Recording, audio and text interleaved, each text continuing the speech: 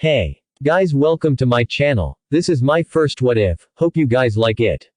This is a story of what if Naruto was intelligent, or you can say smart or hardworking, etc. Don't forget to like and subscribe to this channel, it will surely help me, and also it will notify you on my upcoming videos, and check the description for the creator of this great fanfic. Thank you. Now let's start the story.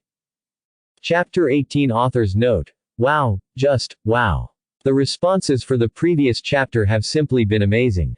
I had no idea that it would be so well received. Thank you so much, everyone. Moving on to the first order of business, there are some reviews that's something that I had somewhat overlooked. Someone said that with all the speed that Naruto had, why didn't he finish it early instead of dragging on his matches? Well, first of all, I did say that Naruto would be like his father. But I did not go through all of Naruto's character development for nothing. If he just ended it with Hiraishin, the previous chapters would have gone waste. I made Naruto more of an all-rounded shinobi, an ideal shinobi like Kakashi. My Naruto won't be attacking each opponent head-on like an idiot. He will be like Minato, analyzing each opponent until he has what he needs to defeat him. He dragged Neji's match on for obvious purposes. The reason he did not use Hiraishin against Gaara from the beginning is that Gaara's defense would have prohibited him from doing so. Even if he's faster than Lee, he would be wasting chakra and time. I opted to disable Gaara's sand first, followed by his ability to make more sand immediately. Now that I have answered that, let's move on. Also, all of useless complaints have been dutifully ignored, and constructive criticism has been taken into consideration instead. Enjoy. P.S. I have a feeling this chapter might end up being longer than even the previous one. But don't worry, I'll be finishing the invasion in this chapter. Naruto watched with narrowed eyes as chaos seemed to make its presence known across the whole stadium in just a moment. No doubt about it. The invasion has begun. And most probably, this is not the only place that is being attacked. Oto and Suna Shinobi would most likely be attacking the most vulnerable areas as well. Like the academy. His eyes narrowed at the last thought in silent anger. It was a perfect strategy to kickstart Konoha's destruction. If they attack the foundation of shinobi in the village, the field where the future generation of shinobi were born and bred, Konoha would be absolutely crippled. The amount of time it would take to recover from such an attack would be so long that it wasn't even funny. I really hope Ero Sennin is still in village. For now though, I have other things to concentrate on. He sensed foreign chakra in his system, a genjutsu settling on him, trying to put him to sleep. A quick pulse of his chakra shattered the genjutsu, and just in time too. His danger sense rang in alarm, alerting him of a threat behind his back. He didn't need to turn around to find out what it was, he already knew. Just as the arm of sand reached him, red lightning wildly danced around his body. Naruto ducked right under it, and spun on his heel, thrusting his right palm right into Gaara's chest. Only then he got a good look at what Gaara had transformed into. His right arm had transformed into a giant claw of sand, which had purple lines, looking suspiciously like seal markings. His gourd seemed to have melted into sand, having spread over his right arm and his back. A huge tail had formed on his back, which Naruto deduced had enough swing force behind it to smack someone right into unconsciousness. Naruto then saw where he had struck and smirked. Gaara's chest was uncovered by the sand, exposed for all to strike. He amped up the lightning, causing lightning to streak across Gaara's body. Gaara roared in pain, his muscles spasming and contracting against his will. On instinct, his tail swung around with devastating force to strike Naruto away. Naruto neatly backflipped away, and was up in his stance immediately, his Hiraishin kuni held in both hands, reverse grip. The shock of Naruto's lightning was enough to throw Gaara back several feet, light burns appearing on the places that weren't shielded by his sand. Gaara sat up groaning, putting both of his hands on either side of his head. Naruto knew well enough what was going on, and this was his chance to stop it. Just as he was about to rush at Gaara, four figures dropped between the two of them, causing Naruto to narrow his eyes. The eyes narrowed further when two more figures jumped right in front of him. Sasuke saw the genjutsu and easily dispelled it, wondering what the hell was going on. He then set his eyes on the arena, seeing Naruto face off against all the three siblings. Sasuke frowned, looking around. The entire population of the audience seemed to have fallen asleep, most likely the result of a genjutsu. Looking back at the field, he made a split-second decision and jumped off, landing right in front of Naruto and dropping into his stance. I may not know what is going on, but I'll be damned if I let you fight all of them alone. You already have stolen one of my fights, I won't let you do it again. Genma was not entirely surprised when the invasion began. The senior shinobi had been briefed upon the invasion by the Sandaime, so they already had their orders on what to do. Genma looked at Naruto, who was in a fighting stance against the Sand siblings and a Jonin, most likely their sensei. He chewed on the senbon he always kept in his mouth. Considering what I've seen up until now, Naruto could easily hold his own against those. But it's better not to take chances. He jumped in front of Naruto as well, noting with slight surprise that the Uchiha arrived as well. Good, I wouldn't mind some extra backup, especially an Uchiha. He took his stance as well, facing the 4 Sand shinobi. Baki sweated a bit as he looked at his opponents. A Jonin of Konoha, one who he could likely take on and win, but he wasn't sure if his students could win against the other two. He wasn't that much worried about the Uchiha. While he had won his fight in the prelims, he had shown nothing special over there. If Temari and Kankuro were to team up, they could likely defeat him. But it was the blonde that he was most worried about. The cold, azure eyes that reminded him of a legendary shinobi of the past. Those eyes contained no mercy, only cold deadliness that could kill you in the blink of an eye. Uzumaki Naruto had just become a major obstacle in their plans.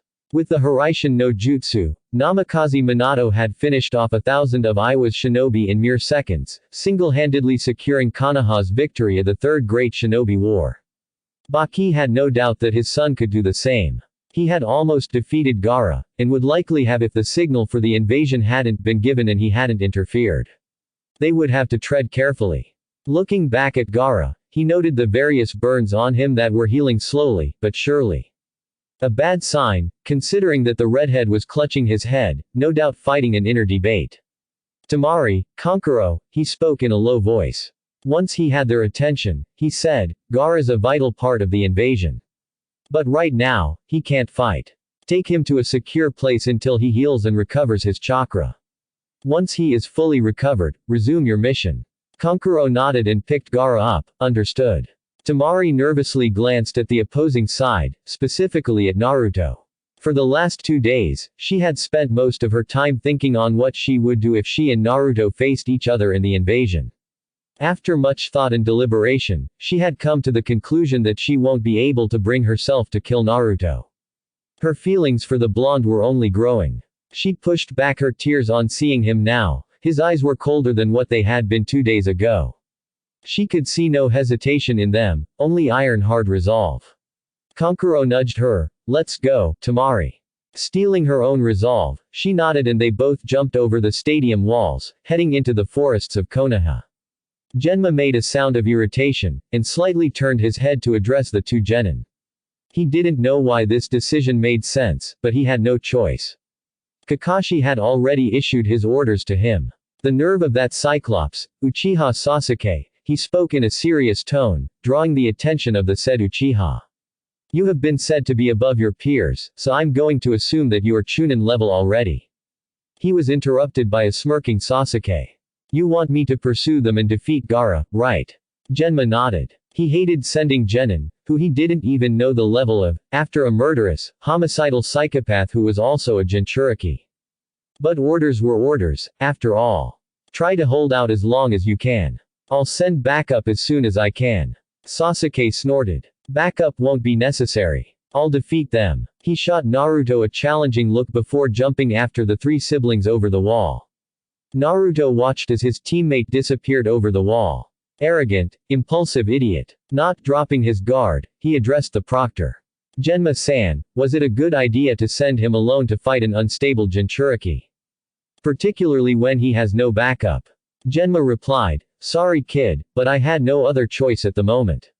Kakashi already gave me orders to send you to him once the invasion begins. Report to him for your assignment immediately.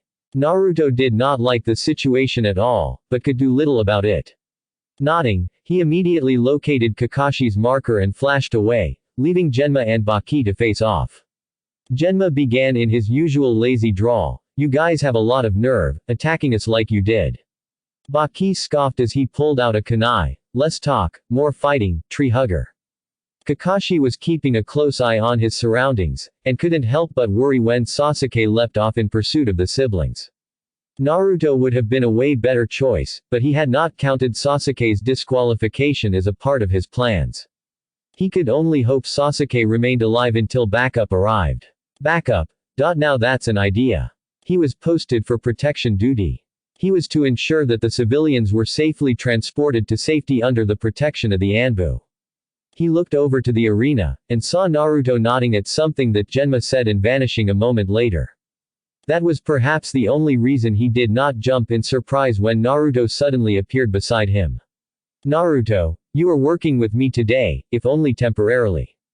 The forces would soon be swarming in the stadium any moment. The Anbu are clearing the stadium of the civilians. We will be tackling the forces inside the stadium." Naruto nodded seriously. "Was it really a good idea to send Sasuke after those three instead of me, sensei?" Kakashi resisted the urge to sigh. He had already questioned himself that plenty of time already. "Not really, but I'm hoping he would be able to hold out until I send you after him. Now pay attention. The first of the forces are coming." Indeed, the sand and the sound shinobi had started entering the stadium. Naruto narrowed his eyes and made a half-ram sign. Kakashi watched curiously as a shadow clone popped into existence, with the same seriousness on his face. He watched as Naruto pulled out a scroll from his right hip pouch and handed it over to the clone. "You know what to do." The clone nodded and vanished a moment later. Kakashi turned serious. "What was that you gave to your clone, Naruto? And where is he going?" Naruto gave him a smirk. "Don't worry, sensei. Just a little help for our dear Hokage." Kakashi narrowed his eye, but let it go. He trusted Naruto not to do anything stupid in this situation. "Alright, I'll trust you on this one. But first, you engage them with Guy. I'll join you in a moment and tell you when you have to go." Naruto nodded and almost flinched when Guy appeared by his side. "Yosh. Let's go, Naruto. We'll show them the consequences of their unyouthfulness." Naruto just muttered, "Hi, whatever you say." The two of them vanished, appearing on the battlefield. Kakashi looked around. The Anbu were engaging the shinobi on the stands, providing cover for panicking civilians to escape and head to the shelters. He easily dealt with the two shinobi that were headed his way, slitting their throats within a minute. He looked over the stands, trying to find where his pink-haired student had crawled off to. He spotted her in the very back, and smiled. She had dragged the entirety of Team 10 with her in the back, in the hopes that they won't be discovered. He had to give it her. The girl had grown some balls to be able to get her comrades into a safe zone in the middle of the enemy. He stealthily made his way to her. Sakura. He was immensely proud when she immediately turned to face him, a kunai in hand. She immediately lowered the kunai. "Kakashi-sensei. Don't scare me like that." Kakashi smiled, but then turned serious when Sakura asked him. "Sensei. Do you know where Sasuke-kun and Naruto are?" Kakashi contemplated on what to tell her. "I know where Naruto is right now, but you don't worry about him right now. As for Sasuke, I've got a mission for you." Sakura blinked. "A mission?" Hiruzen took note of the feathers falling as he turned his head towards the cage. The other man took the same action, and as their eyes met, a smoke bomb exploded on the balcony, hiding them from view. The Hokage's attendant yelled for him to run, but it was too late as a kunai buried itself in his chest.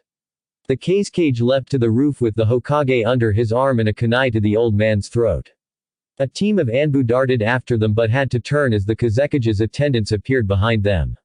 With a quick slice the two men became four, but the pieces of the bodies didn't drop as they tossed off their cloaks, revealing 4 teens. The 4 now exposed Oto Nin quickly flashed through seals before pushing their palms out and naming their collaboration jutsu. Shishienjin. A purple wall came into existence in front of them, taking the shape of a cubic barrier. An Anbu was about to test the barrier when the voice of the Anbu captain rang out. "Don't touch the shield, or you will burn," he said to the Anbu standing by his side. "But Taicho, what about Hokage-sama?" The captain grit his teeth and looked at the 4 Oto Nin holding up the barrier. He was not a fool. Whatever was going to happen inside the barrier, it would likely be something big and dangerous enough to kill the Hokage. If he attacked the Oto shinobi, there was a chance that the danger inside the barrier would be unleashed onto the village. He could not take that chance. Not to mention, the four nin had secondary barriers around themselves, the function of which they were unaware of. He had no idea how to release either of the barriers. Their odds were very, very bad. Guess we'll have to have some faith in our Hokage. The clone watched from his hidden perch with calculative daze as a purple barrier went up on the roof of the building of the cage box. So they decided to use that barrier. Not bad, he mused as the barrier went up as tall as almost 400 feet. Good thing the old man already has a mark on him. Otherwise, doing this would have been almost impossible, he remarked to himself as he flashed away. Hiruzen glared at the smirking form of his former student. He had entirely expected this to happen, so he had worn his battle robes under his Hokage robes. Orochimaru, he whispered, ready for any trick his student might pull. Orochimaru noticed this and chuckled. It seems you expected all of this, sensei. It didn't miss my attention that the Konoha shinobi were rather, unusually tense. Orochimaru looked at the old, but determined form of his sensei and almost chuckled. Did he really think he would win against him today? He was already pushing himself at the age of 70, which was no age to be exerting yourself as a shinobi. Not to mention, he had a guaranteed success, with his newest ace in the hole. Orochimaru smirked deviously, do you think you can defeat me at your age, sensei? Hiruzen ignored the taunt and said, this time you went really far, Orochimaru. It was my greatest mistake to let you escape that day, but no more. Today, you will die, even if I have to take you with me. Orochimaru asked curiously, where is all this courage coming from, sensei? Hiruzen was stoic and instantly replied, this is, my will of fire. As long as it burns strong within me, I can guarantee your defeat. You can never defeat someone whose will of fire burns strong. Orochimaru chuckled, which turned into a full laugh, what courage you display in the face of your death, sensei. But today, I'll show you just how weak your will of fire is, that is, when I extinguish it and raise this village to ashes. Hiruzen glared at him, and was about to attack when something flashed blue in his peripheral vision. He almost fell due to surprise. Naruto. What are you doing here? His heartbeat increased rapidly as he saw the blonde standing right beside him inside the barrier, facing Orochimaru. Before he could enter the state of outright panic, Naruto raised a hand. Don't worry, Hokage-sama. I'm just a clone. Orochimaru narrowed his eyes curiously as he set his eyes upon the blonde mystery that was Uzumaki Naruto. When he had first encountered the genin in the Forbidden Forest, he had been slightly impressed that the boy had been able to kill his summons with complete ease. Not only that, but he had formed an impressive tag team with the youngest Uchiha and managed to put him on the ropes.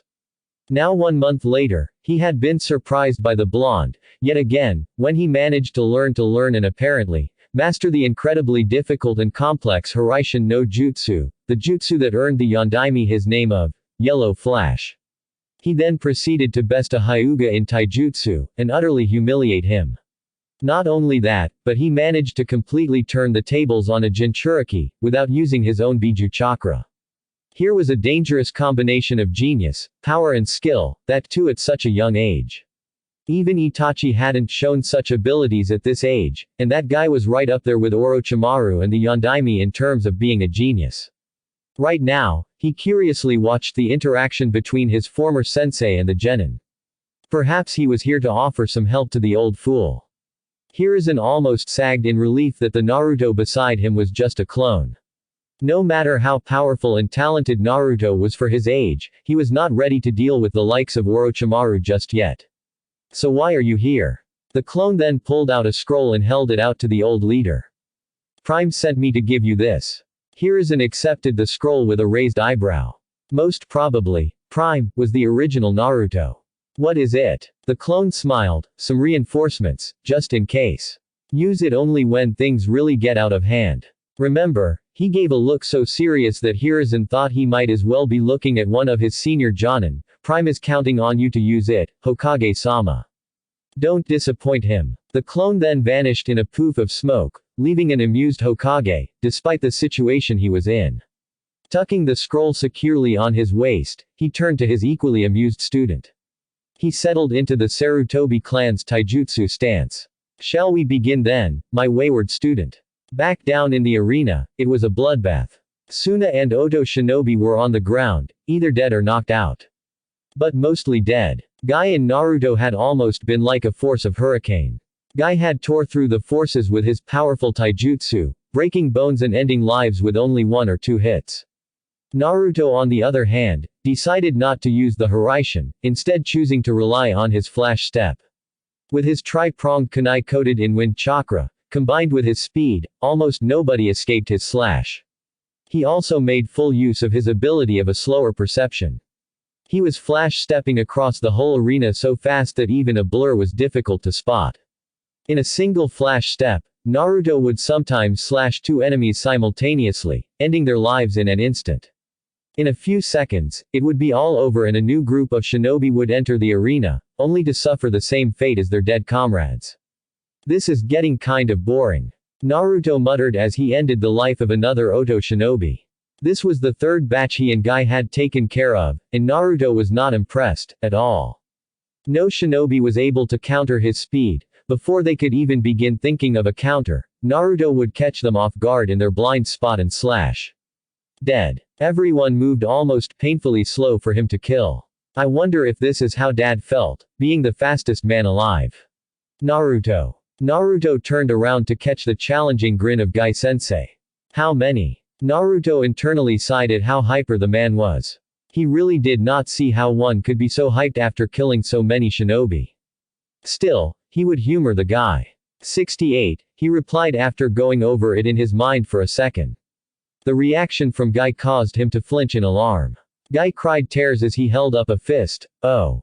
It seems I have been bested in count. Naruto looked at Guy as if he had started speaking Latin. Since when had this become a freaking competition? He slowly started freaking out as Guy began to make absurd promises of how he would do 5,000 push-ups if he lost again. If he couldn't do that, he would run 500 laps around the village on his hands. If he couldn't do that, alright, that's enough Guy. Kakashi's voice came as he jumped his way towards them. Kakashi landed right next to Naruto, who was blinking as if coming out of a trance. Kakashi gazed at Naruto with slight concern. Working with Guy for the first time can be a bit overwhelming. He knew that from first-hand experience. Leaning down a bit, he whispered in Naruto's ear, "You okay?" That seemed to do the trick, as Naruto shook his head to clear it, probably from the excess youthfulness. "Thanks," he murmured, but quickly added, "but don't think we are good. I'm still upset with you." Kakashi nodded to himself. He would have to correct his mistake with Naruto once this was all over. "We'll talk later then." Naruto nodded, putting his kunai back in his pouch. "So what am I doing now?" Kakashi first asked him, "Can you really handle the Aikibi as you are now? How much chakra have you left?" Naruto chuckled and patted his stomach with a fist. "Don't underestimate me, Kakashi-sensei. I've yet to fully spend even a quarter of my total reserves. I will manage. Now where am I going?" Kakashi smirked under his mask. He really does have ridiculous reserves of chakra, he mentally whistled. Outwardly, he spoke, "You are a censor, right? Sasuke went in pursuit of the Sand siblings, so as a backup, I sent Sakura and Shikamaru to track him down with the aid of my summon, Pakun. Shikamaru probably had pursuers, so you'll meet him on your way to Sasuke. Meet up with him, track them down, and stop the Aikibi from rampaging the village." Naruto nodded, "Roger that." He placed 2 fingers on the ground and in just 2 seconds, he had the location of Shikamaru locked on his sensory radar. "Got you," he whispered. He stood up and leapt up to jump over the stadium wall. Kakashi sighed and turned to Guy, who looked like he was about to burst with joy upon seeing Naruto go. Before he could open his mouth, Kakashi pointed behind him towards the oncoming shinobi. He rushed past him and killed the first sound ninja. "Concentrate Guy, otherwise you'll lose to me as well." Probably one of his many bad ideas, but really, who was counting? His instinct alerted him to something approaching at high speed, but not at him. It was approaching at the squad of enemy forces. He watched, fascinated, as a highly compressed ball of impacted right between the shinobi forces. It exploded with the compressed wind with great force, easily taking out 7 of the enemy shinobi. Kakashi looked up with his Sharingan to see Naruto standing on the wall, a smirk on his face. With a 2-fingered salute, he was gone in a flash step. Yosh. Let's go with our youth at full power. Yup, one of his bad ideas. Shikamaru gulped down the water Asuma had offered him with greed. Dealing with the pursuers had been way too troublesome. Catching all 8 of them with his shadow, then finding out that one ninja was still not within his grasp had almost led to his death. He had tried to find out the hiding spot of the 9th ninja before his chakra ran out, freeing the shinobi from his grasp. Alas, he was too late and almost killed, had it not been for Asuma-sensei's timely arrival. Asuma had taken the 9th ninja out, preventing him from assisting his comrades. Then, he proceeded to help out Shikamaru by taking out the other 8 ninjas in just a few seconds. Shikamaru just muttered, "Troublesome," and just sat down to take a rest. Asuma smiled at his student as he sat on a log. "For your first time in deep enemy territory, that was not so bad, Shika." Shikamaru scowled at his sensei. "It would have been better if you had just done it without hiding like that. Exerting so much had been such a drag." Asuma snorted, but accepted it in stride.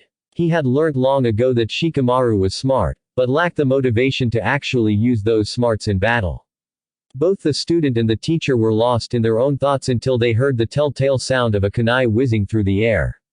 Asuma prepared to tackle whatever enemy was coming, but was confused when the kunai landed on the ground in front of them rather than being thrown at them. Asuma immediately understood, while Shikamaru relaxed. A tri-pronged kunai. As soon as the kunai was lodged on the ground right before them, Naruto appeared in a blue flash, his grasp already on the thrown kunai. Asuma couldn't help but be amazed every time he watched that jutsu in action.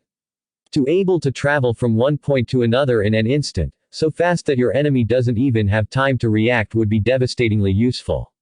Naruto pulled the kunai out of the ground and stood up. Once again, Asuma was astounded on seeing the similarities between Naruto and Namikaze Minato. The almost identical shade of hair, similar hairstyle, same shade of the eyes, the similar shaping of the face and the same, deadly expression on the face. Shikamaru straightened up out of instinct, even if there was no enemy around. Naruto exuded a dangerous aura right now, an aura that made it clear just who was in command. Even in the presence of a Jonin like Asuma, who had the most authority over Shikamaru, that aura was blazing like a star. Naruto turned to Shikamaru, a serious expression on his face. "Shikamaru, you and Sakura were pursuing Sasuke, right?" Shikamaru raised his hand and pointed behind him without a word, too bothered to even speak right now. Naruto nodded and made to move when Asuma's voice stopped him. "What's the situation back in the stadium, Naruto?" Naruto rose an eyebrow but replied, "The Anbu have almost fully evacuated the civilians from the stadium and most likely, are in the process of escorting civilians all over the village to the shelters. Suna and Oto forces are swarming the stadium in groups. Me and Gai-sensei were taking out the forces until Kakashi-sensei switched with me and told me to pursue Sasuke. He said he had sent a team of Sakura and Shikamaru as backup in case things get bad for that impulsive idiot." Asuma thought over it a bit and asked, "Is there anything else?" Naruto frowned and then lightened up. "Oh. And your old man is fighting Orochimaru inside a barrier." His reply had the predicted result as both Shikamaru's and Asuma's eyes widened in shock. "Oh, Orochimaru. Wow. Didn't know Shikamaru was capable of stuttering like Hinata." Naruto turned to him. "I didn't hesitate, did I?" He watched as Asuma's expression changed to reflect his thinking on this piece of news. Just when Naruto was about to say something to ease the man a bit, all of them felt it, even if Shikamaru didn't know what it was. The unmistakable feeling of demonic chakra, washing over them like a wave of malice. Naruto mentally cursed. "Shit. Things are getting serious on that end. I better get going." Turning to Asuma, who was looking in the same direction with narrowed eyes, he quickly said, "Asuma-sensei. I better get going. I cannot afford to waste any more time here." Asuma's head snapped to Naruto, and it was a bit amusing to see the student and his sensei with identical expressions of disbelief. "Why, you surely don't mean you want to go over tea there, do you?" Naruto narrowed his eyes, causing Asuma to tense up a bit. He did not have time for this. I have a way to stop whatever is going on over there. We can't afford to make things worse than they already are. I know what is going on, and I'm sure you do as well, Asuma-sensei. If you have a better option than Fuinjutsu, I would be happy to hear it. Asuma only looked at him with dead seriousness. If you're sure about this. As expected, Asuma did not have a reply for Naruto, nor did Shikamaru. Naruto nodded and turned to Shikamaru. Hold out your arm. Shikamaru blinked. What for? Naruto sighed in annoyance. I don't have time for this at all.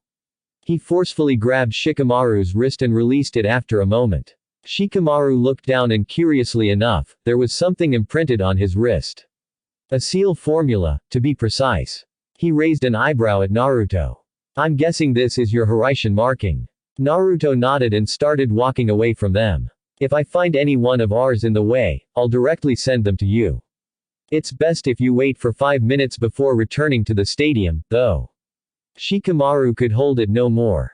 Wait, Naruto. You might be good, even Jonin level maybe, but this is too much. Naruto was touched how much the shadow user cared about him, but now was not the time.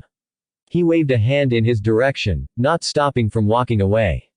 I'll be fine, Shika. If you want, have Asuma-sensei tell you why only I can do this. I give my permission for you to tell him, Asuma-sensei. Either that, or you can wait for me to tell you. Just remember though, it's a secret. It stays a secret until I say so, got it? With a flash step, he was gone. Jumping through the trees at a breakneck pace, he was just a blur to anyone saw him. He stopped though, when he saw an unconscious Shino on the ground. He jumped down, keeping an eye out for any enemies that might be waiting in an ambush. When he sensed none, he ran to the insect user to check his vitals. Kakashi didn't mention he had sent Shino as well. He's mostly fine, even if his breathing is rather quick. Also, the body does not twitch like that when unconscious, he deduced. Looking around, he glanced over at Shino's opponent, a knocked-out Kankuro. He glanced back to Shino. More specifically, the back of his elbow, which has a senbon sticking out of it. He deftly plucked out the senbon and threw it away. Knowing how Suna favored its puppets, there was a possibility that the senbon might have poison coated on it when it stuck Shino. Better send him to Shikamaru, he thought. He was about to send him through the Hiraishin when another thought struck him. Asuma and Shikamaru don't know that Shino was poisoned. What now? He stood up, carrying Shino in fireman style, and vanished from the spot. Shikamaru and Asuma were about to head back to the stadium when Naruto arrived in a sudden blue flash. They automatically jumped back, tensed up for a fight, relaxing only when they saw who it was. Asuma gave a sigh of relief, but Shikamaru grumbled, I won't ever get used to that.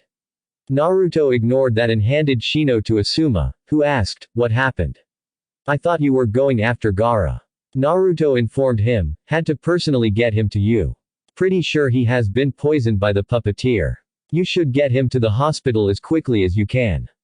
Asuma nodded, and as one, he and Shikamaru took to the trees, making haste on getting back.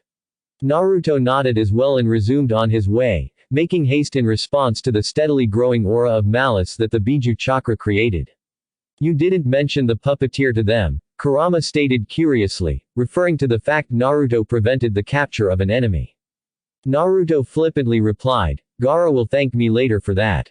He knew he was getting closer. The burnt marks from Sasuke's fire style, the scratches on the trunks made by the claw that had formed on Gaara's body. However, it was a completely different story when he arrived at the scene. Crouching on a branch high above, he observed the scene carefully.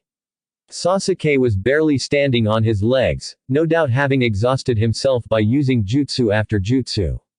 He also had the curse mark spread all over him, showing that he had run out of juice a while ago, and now was relying on the power from the curse mark. And even that looked like it was running out. Sakura had been stuck onto a tree with sand, unconscious. But it seemed Gaara was not interested in her at all, so it was a bit better. A few branches away, Temari looked to be a bit better, if not in a similar condition such as Sasuke. She was breathing heavily, probably from having to fight off Sasuke to allow Gaara more time to recover. But she was injured as well, if her holding her left side tenderly was any indication. He turned his attention to Gaara and had to stop himself from gaping. Sand had fully covered his entire upper body, with only his feet remaining uncovered. His facial features had changed as well, becoming more animal-like, and his eyes resembled to that of his tailed beast, with the same seal marking on his body that Naruto had seen on the arm in the stadium. Now both his hands looked like giant claws, and his tail had also gotten somewhat bigger. Naruto narrowed his eyes. His transformation has progressed way more than I had anticipated. Taking him down in that form will be way more difficult than when he was only half covered with sand. But there has got to be something I can use. Some weakness has to be there in this form. He critically examined Gaara's transformation, looking for a weak spot. Okay, his entire upper body is covered in sand, both back and front, which means it is useless to attack those areas. They are likely reinforced with dense sand to be more durable. His hands are a no-go, he would smack me away with those. There is no point in attacking from a blind spot using Hiraishin since he is a tail to take care of that.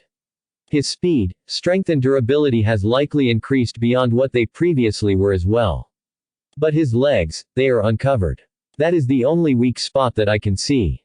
Wait a second. His entire body above the origin point of his tail has been reinforced, but not below it. A smirk graced his features. He had found the place he needed to attack. The whole thought process didn't take more than 5 seconds. His danger sense rang out, bringing him out of his thoughts. His eyes went wide when he saw that Gaara was attacking not Sasuke, but his own sister. He then noticed that the positions of both of them seemed wrong from what he had seen 2 minutes ago. That son of a bitch. He used Kawarimi to avoid Gaara's attack.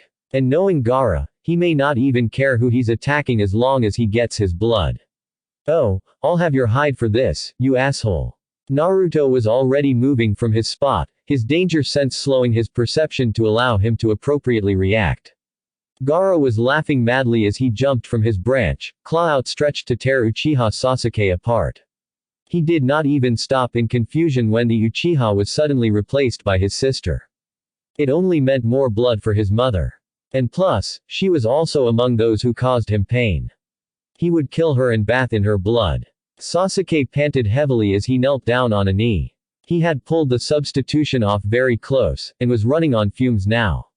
He felt a bit bad about using the girl as a replacement, but it eased him somewhat that Gaara was so clouded in his bloodlust that he failed to distinguish his enemy from his sister.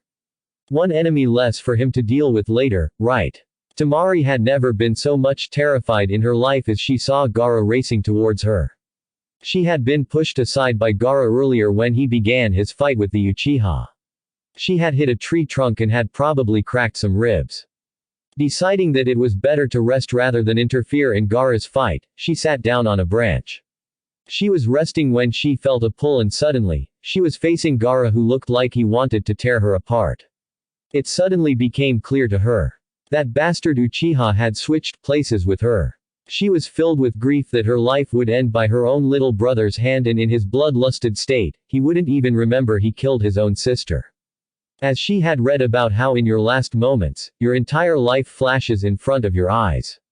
That is exactly what happened to her right now. The last thought before Gaara almost got to her was of a certain, blue-eyed blonde.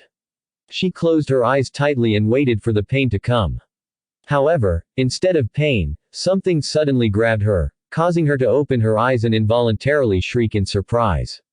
They moved, so fast that it was a blur, and the next thing she knew, she was a safe distance away from Gaara. I never had any siblings, but what I do know is you never, ever, attack your sister like that.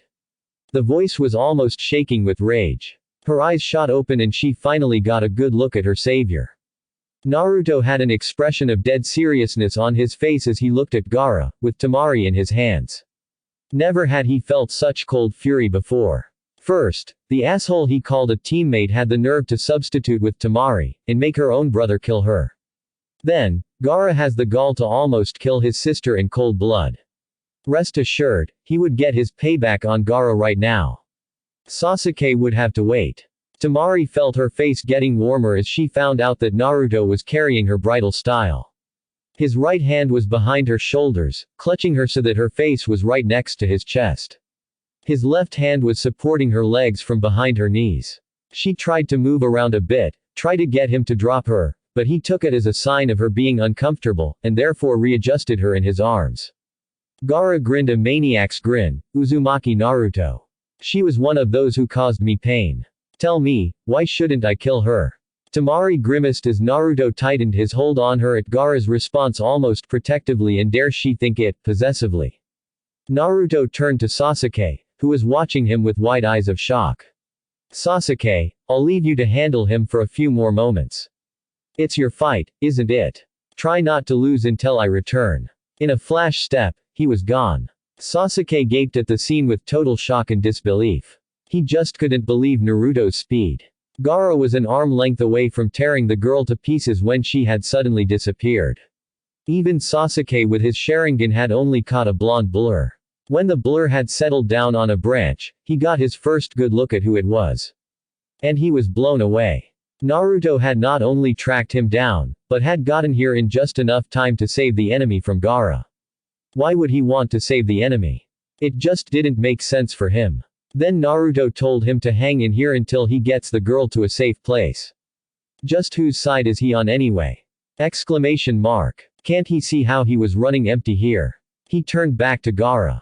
No use complaining now. He would just have to wait until Naruto got here. He hated to admit it, but Gaara was on a totally different level than him. His fire style was useless, his taijutsu was null against the transformed Gaara, and the sand monster was unusually strong to have tanked his Chidori.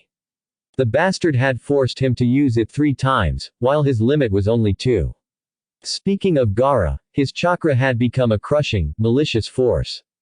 If Sasuke hadn't felt it before, he would have been frozen in fear. As it was, he had felt a similar chakra from Naruto back in Wave, when he had shielded Naruto from the Ice Senbon. Did that mean Naruto was somehow related to Gaara, since their chakra had some similarities? He shook his head. Now was not the time to delve into chakra theory. He was almost completely out of chakra, so he could no longer attack effectively. He would have to stall Gaara long enough for Naruto to return. Naruto had handled Gaara with relative ease, but he doubted Naruto could handle Gaara when he was like this. Naruto had tree-hopped until they were a good distance away from the fight. A hand came to rest on his chest. My side, Temari whispered with an expression of pain. Naruto blinked and then grimaced. Sorry, he whispered back, loosening his hold a bit. Once he was sure that they were almost a mile away from the fight, he jumped back to the ground and settled Temari at the base of a tree. Temari shifted until the weight was off her left side and relaxed a bit. Looking up at Naruto, she almost expected him to finish her off. But instead, she found him looking at her with concern. As if killing her was the last thought on his mind. Are you alright? Temari frowned suspiciously at him. You won't be killing me. To her surprise, Naruto snorted and knelt down beside her. What makes you think I want to kill you? Temari tilted her head with narrowed eyes. The fact that I'm your enemy. Seeing that Temari still refused to drop her guard around him, he sighed and said softly, Temari, I can never bring myself to kill you. Temari's eyes softened as she easily heard the genuine truth in that statement. Naruto wanted to grasp her hand to comfort her, to feel her comfort, but he was on a tight schedule. Temari, he called her. When he had her attention, he said, you know that I need to stop Gaara. He's your village's Jinchuriki, so you guys must know of a way to stop him from going on a rampage. I need to know what it is. Temari shook her head. You can't. It's a tailed beast, a demon of epic proportions, nothing can stop it. It's impossible. Naruto smirked softly and flicked her nose playfully. He grinned as a surprised blush came over her face as she rubbed it. I'll have you know that a word like that doesn't exist for me. That's a word for people who have run out of ideas. The temporary playful mood once again turned somber as Naruto whispered. No way, you say. He then stood up, looking in the direction of the fight. He sighed with resignation as his dead expression came over his face, then I have no option left. Temari's head shot up at that statement, eyes wide with terror. Her hand shot out to grasp Naruto's, who turned to look at her with a quizzical expression. What? Temari felt tears pricking her eyes, and as much as she tried to stop them, they flowed out anyway. If you are going to stop him, don't kill him, please. He's my brother, she pleaded with tears flowing down her face. Even if Gaara was homicidal, he was her little brother. She couldn't bear the thought of him dying, at someone like Naruto's hand no less. Naruto's expression softened at her tears. There was no way he could leave her like this. He knelt down once again and with the thumb of his other hand, he softly wiped her tears away. Please don't cry, Haim. It's so difficult for me to see you like this. And whenever did I say that I was going to kill him? Temari did not protest at all as Naruto wiped her tears away. She could use a bit of some external comfort. She felt herself calm down a bit as Naruto rubbed her hand tenderly. Naruto wiped all her tears away and brought up their joint hands. I promise you, Temari. Gaara won't die today. Kissing her hand once, he got up and turned away. In a stronger voice, he announced, I'll just smack some sense into him is all. He was gone in a blue flash. Temari stared at the spot before shaking her head with a small smile. She reached into her hip pouch and took out some medical supplies. As she tended to her side, she muttered with a fond smile, Baka. She wholeheartedly believed Naruto would stop her brother without killing her. Naruto flashed back to the tree he had put his mark on. He took stock of the situation and nodded, satisfied. His teammate had managed to survive against Gaara in his absence. Sasuke frantically dodged Gaara's sand claw. Just where was Naruto? Gaara screamed, why are you running, Uchiha Sasuke? Come face me. Sasuke was about to snap back a reply when another voice called, how about resuming our fight from earlier, Gaara? Both Gaara and Sasuke turned towards the direction of the voice. Sasuke released a long breath of relief while Gaara seemed to get pumped up even more. There was Naruto, standing on a branch with one hand by his side and the other twirling a tri-pronged kunai by its ring. A confident smirk graced his features as he looked Gaara in the eye, not at all unnerved by his toothy grin. Gaara said in a low voice, excellent suggestion, Uzumaki Naruto. Let's make each other feel alive. The last part was shouted in glee as he prepared to attack. Naruto's expression turned serious, and he turned to Sasuke. Sasuke immediately straightened up from the look, though he didn't know why. Get out of here and to a safe distance Sasuke, and keep Sakura safe while you're at it. I doubt you can fight any more in your current condition. That was all he said before turning his attention back to Gaara. Sasuke wanted to snap at him for dismissing him like that, but he was smart enough to not do that in the middle of such a fight. Ever since he had begun fighting Gaara, he felt that somehow, Gaara was growing stronger in their fight. He seemed to have a crap ton of chakra like Naruto, while Sasuke had steadily run out of chakra in their fight. Even Chidori had been useless as for it to work, you had to be extremely fast, faster than your opponent and catch him off guard. One of those conditions was sadly negated. Partially due to his own stupid bravado of wanting to face Gaara in the open. Also, Sasuke had struck only sand, which had reformed, causing no real damage to Gaara. He was more than glad to let Naruto take over. Retreating to a safe distance, he settled to observe Naruto fight. Naruto jammed the kunai in his hand on the branch he was standing on. He put his hands in both of his pouches and in 3 quick draws, he scattered all the remaining Hiraishin kunai all over the area. Gaara seemed unaffected by this development, while Sasuke was closely examining one of the kunai that had lodged right in front of him. Was this the reason Naruto was able to get from one place to another in almost an instant? He looked around, and upon seeing Naruto was concentrating on Gaara, he deftly took the lodged kunai out and put it in his pouch. He would examine it later. Naruto pulled out the kunai he had jammed near him and took a stance. He already had set up his field, all he had to do was get Gaara into position. He channeled wind chakra into his kunai and jumped at Gaara, deliberately going slow enough so Gaara would be able to aim his attack at him. Sure enough, Gaara did exactly as he wanted him to. Soon a shuriken. A hail of shuriken made of sand came racing towards him while he was in midair. He flashed to one of his kunai at the last second, right above Gaara. The sand shuriken completely missed their targets, crashing into some trees behind where Naruto was standing. Gaara looked around, trying to find out where Naruto had vanished to. Oi! The call made him look upwards, where Naruto was crouched upside down. He waved cheekily at Gaara before vanishing once again. This time, he appeared right in front of Gaara, who snarled and made a hand sign. Multiple mouths appeared all over his body, which took a deep breath as one. Fuden. Mugen Sajin Daitapa. Wind style. Infinite sand dust storm. A huge dust storm blew towards Naruto, who simply flashed to another kunai, which was on a tree behind Gaara. Gaara grit his teeth and once again looked around to find Naruto. Are you that incompetent? You can't even catch me with your eyes, let alone your jutsu. Gaara whipped around and sure enough, Naruto was standing on a branch with a taunting grin.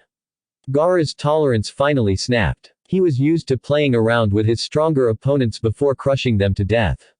But this time, his opponent was playing with him and was brave enough to taunt him. He would show him just who he was messing with. With a roar, he jumped towards Naruto with the intent of tearing him into pieces right where he was standing. Naruto grinned. Gaara was so easy to rile up. Jamming his kunai on the ground between his legs, he fell into a stance as if preparing to tackle Gaara. Just when Gaara's claw was about to make contact with his face, he flashed to another kunai, away from Gaara. Sasuke watched with awe and jealousy as Naruto neatly avoided all of Gaara's attacks, looking at complete ease. It seemed that the seal on the kunai was some sort of beacon for Naruto to flash to. Whatever it was, Sasuke was sure to crack it later for himself. If he could learn the secrets of that kunai, he would be able to fight on par with Naruto. Turning his attention back to the fight, Naruto seemed to be waiting for Gaara to summon into a specific position, and if Sasuke knew one thing about his teammate, it was that Naruto was a master at setting traps up. He watched with anticipation as Gaara snapped and bodily rushed at Naruto, intent on crushing him by himself. Naruto dropped the kunai and looked as if he was preparing to engage Gaara hand to hand. At the last second, he flashed to one of his kunai, neatly dodging Gaara's attack. Just what was the blonde planning? Naruto smirked as Gaara released a roar of frustration as he once again missed him. He took out a regular kunai, wrapping a regular explosive tag around it. After all, he only wanted to weaken his armor. He made a promise to Temari to not kill her brother. He would be breaking that promise if he blew Gaara's ass to chunks with one of his own tags. Nasty. Anyways, he flashed back, this time, right behind Gaara. Without waiting for his tail to react, Naruto jabbed the kunai on a spot right below his tail. Right here. Gaara reacted to the poke first, then the voice. As soon as he heard the voice, he immediately swung his tail to smack Naruto away, but Naruto was no longer there. Naruto had flashed to a kunai a few trees away, grinning at the blast that covered Gaara. He felt Sasuke land beside him, saying in disbelief, "You poked him in the ass, with an explosive kunai." Naruto scowled and turned to him, "It worked, didn't it? I don't see why you are complaining." He then turned around, looking at the giant remnant of a sand claw grabbing Sakura in what looked to be a very painful hold. He stepped to the claw and placed a palm against it. Yep, it was rock solid. To Sasuke's amazement, Naruto seemed to channel red lightning onto the sandy rock. He was about to stop him, telling him that he might hit Sakura with her lightning, when cracks appeared in the claw around Sakura. It then shattered, freeing Sakura. Naruto caught her before she could faceplant on the branch. He handed her to an open-mouthed Sasuke. How did you that? Naruto waved a hand, "Not the time, Sasuke. Maybe later." He then flashed away to a kunai that was on the tree right before the one on which the explosion occurred. He whistled, thoroughly impressed at the results of the explosion. The entire right half of Gaara's armor had collapsed, and the other half was barely holding on. Naruto wasted no time in seizing this chance. Ever since he arrived in this area, he had dispersed a moderate amount his own chakra in the air. Grasping that chakra, he entirely converted it to water. Dog Tiger, Sweden. Dai Suigaten no Jutsu. Water Style. Great Water Fang Projectile. Just as it had happened with Jiraiya, a huge spinning drill of water took form behind Naruto, going above him and rushing down towards a dumbstruck Gaara. He was so focused on recovering and reforming his armor that the water drill had caught him completely off guard. He couldn't even move when the drill crashed into him right into his stomach, with brutal force. To Naruto's immense satisfaction, Gaara impacted the ground with such force, that when the drill finally dispersed, Gaara had been buried into the ground in a crater that was shaped like his own body. All the sand that had been reformed had dispersed from his body, even the sand that was left after the explosion. The only thing that indicated that Gaara was still using his Biju chakra were his eyes. Naruto narrowed his eyes, and the kanji for the 5 elements seal once again formed on his fingertips. He dropped down from the branch, hand once again outstretched. Gaara was angry and confused. Uzumaki had once again put his sand out of commission. He was now dropping from the branch, heading towards him with his hand outstretched and his fingertips glowing. His mother was shouting in his head to do something. Gaara. I want him dead. Use my power, and crush him for good. Give me his blood. All the stress, attacks from Naruto, his failed attempts to draw blood and patience going towards negative finally did it for Gaara. I won't lose to you, Uzumaki Naruto. Naruto was within 5 meters from Gaara's now exposed stomach when his danger sense rang haywire. He instinctively flashed to the farthest kunai, which surprisingly turned out to be Temari. Temari jumped when Naruto suddenly appeared beside her. She'd put a hand on her chest, heart pumping wildly. You really shouldn't startle people like that. Naruto shot back, that's the only purpose I do it. What are you doing here anyways? I thought you were injured. His gaze turned quizzical. Temari folded her arms. I was able to heal myself with the medical supplies I had and what little I knew of medical jutsu. Truthfully speaking, she was downright impressed with the way Naruto had handled Gaara. Not many knew of the weak spot Naruto had chosen to exploit. Most of the times, they were busy escaping Gaara's attempts to kill them. Naruto had not only bested Gaara's attacks, but had managed to corner him twice. Naruto nodded and turned back where Gaara was. It seemed he had flashed for good reason, for Gaara was no longer there. In his place, a huge raccoon made of sand stood, towering clear above the forest.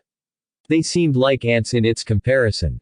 A huge amount of chakra had been molded, right before Naruto had flashed away. Naruto stared at the one-tailed tanuki with unusually grave eyes. This is quite bad, he muttered. Temari gave him a look like he had lost his mind, quite.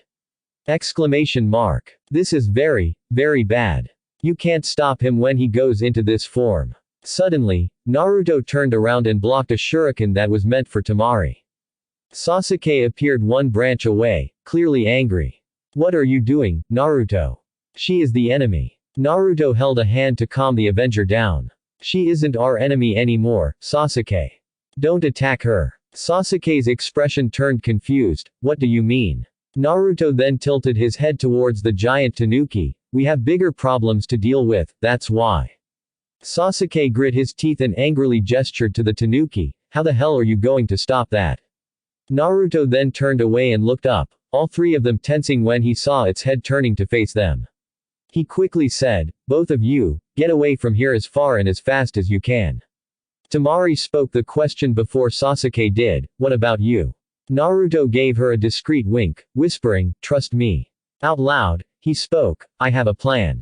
Now go. Sasuke looked reluctant to leave Naruto behind, so did Temari. But they still followed his command. Sasuke turned around and tree-hopped away, Sakura safe in his arms. Temari was about to go as well when Naruto whispered to her, keep a safe distance from Sasuke. Even though I told him not to attack you, he still might do it. Temari nodded and was about to jump when she noticed she couldn't move. Naruto and her both looked down in horror to see both of their feet stuck in sand, with the sand crawling up their bodies. Naruto acted on instinct. He quickly put a hand on Temari's back and sent her to the farthest point he could, which he sensed was moving away. He had no time to ponder on that because he was completely covered by sand. Gaara watched in his Biju form from above as he finally had Uzumaki Naruto in his grasp, and this time, there was no escape. He clutched his claw into a fist. Sabaku Q. Sand coffin. Usually when he used the desert coffin, blood would explode outwards, along with the muscles and organs. It always gave Gaara great pleasure to use it. But this time, instead of blood, only smoke seemed to come out. Gaara was confused. Why did smoke come out? Temari had been utterly surprised when one moment, she was standing beside Naruto, her feet stuck in sand. The next moment, she had suddenly appeared mid-air beside Uchiha Sasuke. Sasuke was equally surprised, and nearly lost his footing on the next branch. Temari was barely able to land on her legs, let alone make a graceful landing. Temari was not so surprised, since she had witnessed Naruto send Shikamaru down for their fight the same way, using Hiraishin. Sasuke on the other hand, was stunned on a much higher level. He can even send people through that jutsu. If he sent her here, does he know that I have one of his kunai? Did Naruto send you? Temari looked at Sasuke and scowled. For some reason, she hated that bastard. Yeah, he did. However, all her breath left her lungs when she heard the gravelly voice of Gaara, amplified in his Biju form. Sabaku Q. No, Temari thought with eyes full of terror as she turned back to the area of the fight. She almost expected Naruto to flash beside her, easily avoiding the one-hit kill. Seconds trickled by, and the blood fully drained from her face. Gaara had killed Naruto. Sasuke froze on the branch for a completely different reason. While he had undoubtedly displayed potent jealousy towards Naruto for having techniques far superior to his own, he still considered Naruto his comrade, and Naruto was the closest thing to a friend that Sasuke had. Back in the stadium, his thoughts had been clouded with hatred and jealousy. But while fighting Gaara, the cloud had somewhat shifted, and he had gained respect for the blonde to handle Gaara the way he did. Naruto may have been a genius, but that alone doesn't make you powerful. Sasuke trained his ass off daily to get stronger. For Naruto to be this strong, he must have worked way harder than him. Which meant only one thing. Sasuke would do anything he could to catch up to Naruto. Anything. But witnessing the death of that comrade made him reflect back to their bell test. Kakashi had told them that people who broke the rules are scum, but those who abandon their comrades are worse than scum. He had abandoned Naruto to face his death, even if the blonde had told him to go himself. Itachi had abandoned the entire Leaf and by extension, his comrades. Sasuke had abandoned his comrade. Oh God, did that mean they were the same? Before more horror could fill his being, a scream of horror from Temari snapped him out of his thoughts. Naruto. Temari wanted to deny all of it. She wanted to deny that Naruto had fallen prey to Gaara's sand, but the truth was right in front of her, as if mocking her for not being able to do anything. She had these strange feelings growing inside her ever since she started meeting Naruto in the week before the exams. Feelings that she couldn't make any sense out of. She didn't meet him just because she wanted to learn his secrets for her village, no. She genuinely enjoyed spending time with him. He had become a sort companion that she never wanted to let go of, but reality struck hard. Naruto. Suddenly, a huge amount of smoke appeared before them, causing both of them to gape. The amount of smoke released was large, easily large enough that it could cover the giant tanuki. Only, it wasn't a tanuki that emerged from the smoke. Naruto barely been able to make a shadow clone in time. However, he did it so fast that he doubted someone could have seen him doing it, even if they were standing in front of him. He had created the shadow clone with specific orders in mind. As soon as the clone flickered into existence, it vanished from its spot near instantaneously, flash stepping behind a tree. Then, it substituted with the Prime, taking his place inside the coffin. It grinned when he thought what Gaara's reaction would be when he saw that Prime had managed to escape. It was its last thought before dispelling into smoke. Behind a tree, Naruto was preparing his next technique. It was the only one he could think of that could deal with Gaara's current form, and hopefully, it would be one of the last he would ever have to use against Gaara. Cutting his left thumb, he swiped it against his right palm. Boar dog bird monkey ram. Kuchio's no jutsu. Before the exam, he had calculated that he required exactly a quarter of his reserves to summon Takeshi. However, after Kurama had increased his reserves, the amount had dropped significantly. The quarter of his previous amount of reserves that he previously required had now become 2/3 of the same quarter, which meant an entire 1/6 of his reserves. Of course, Naruto had roughly estimated this with Kurama's help. In a huge blast of smoke, Naruto towered above the tree line, easily standing a head above the tanuki on top of Takeshi's head. He had his arms crossed as he looked down on Shukaku's form. It gave him a sense of authority, of power. Takeshi blinked as he appeared with his arms crossed. He quickly deduced that Naruto had summoned him. Ah, it seems you require my assistance, Naruto. Naruto lightly laughed on top of Takeshi's head. Very acute observation, Takeshi-san. Takeshi chuckled at his summoner's cheek before turning a serious, yet still a bit amused eye forward. Ikibi no Shukaku, huh? You sure to have an eye for strong opponents, Naruto. This might turn out to be a good fight after all, Takeshi grinned, his sharp teeth menacingly coming into view as he grasped the katana strapped onto the left side of his waist in anticipation. Naruto nodded and explained his plan to the boss of the foxes. Right now, the Jinchuriki is in the final state of his transformation, but still in control. Our goal is to influence him enough that he would relish the control over to the tailed beast via falling asleep. Once Shukaku's consciousness is in control, I want you to hold him in one place while I wake up the host. Once Gaara is awake, I will slap a seal onto him that will cut him off from his tailed beast. Takeshi listened carefully to Naruto's plan, and nodded in agreement. He couldn't help but comment, however, fighting an opponent like Shukaku at their strongest. You really know how to bring excitement into a fight, Naruto. Takeshi was clearly excited to fight. He did not wait for his opponent to make his move. Naruto was glad he had stuck to Takeshi's head using his chakra, otherwise he would have fallen backwards on his butt.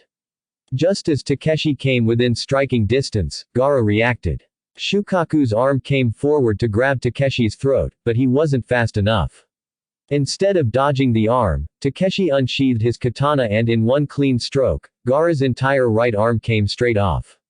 Temari stared in amazement at what Naruto had managed to pull out of his sleeve this time. It was a humongous, dark blue fox in a white haori, with 7 tails swaying behind magnificently. And it was large enough to tower over the tanuki.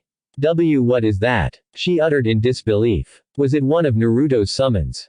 Sasuke was in a similar state. He was at a loss of words for this, whatever Naruto had managed to pull off. But whatever it was superior to even the tanuki in size. It was clearly very strong. The 7 swaying tails had fully thrown him off. With the exchange of words that followed, Sasuke was able to deduce that this was a summon, which meant that Naruto was the holder of a summoning contract. He couldn't hear what Naruto said, but it was clearly a signal to start fighting.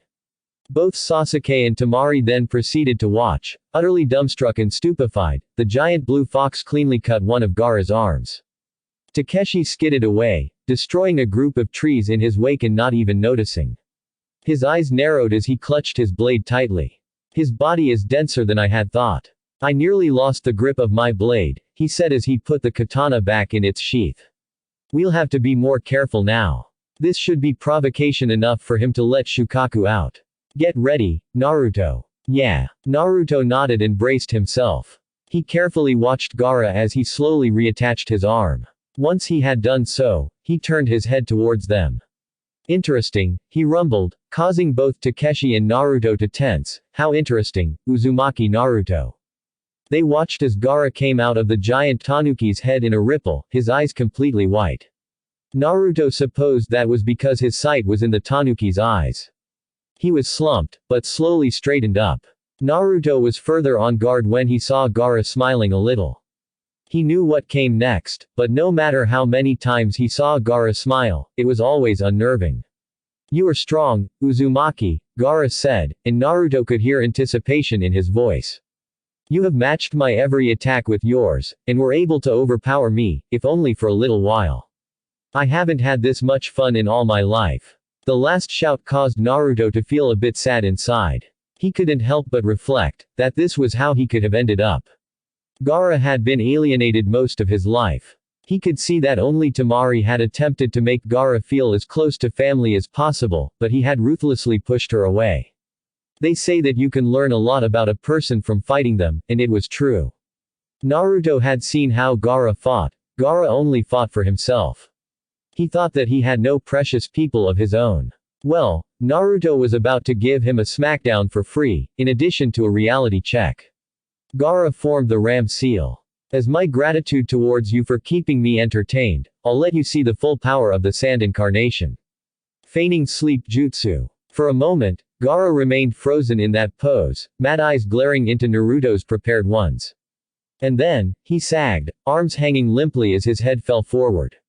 Here we go, Takeshi-san, Naruto whispered to the fox, who hummed low in agreement.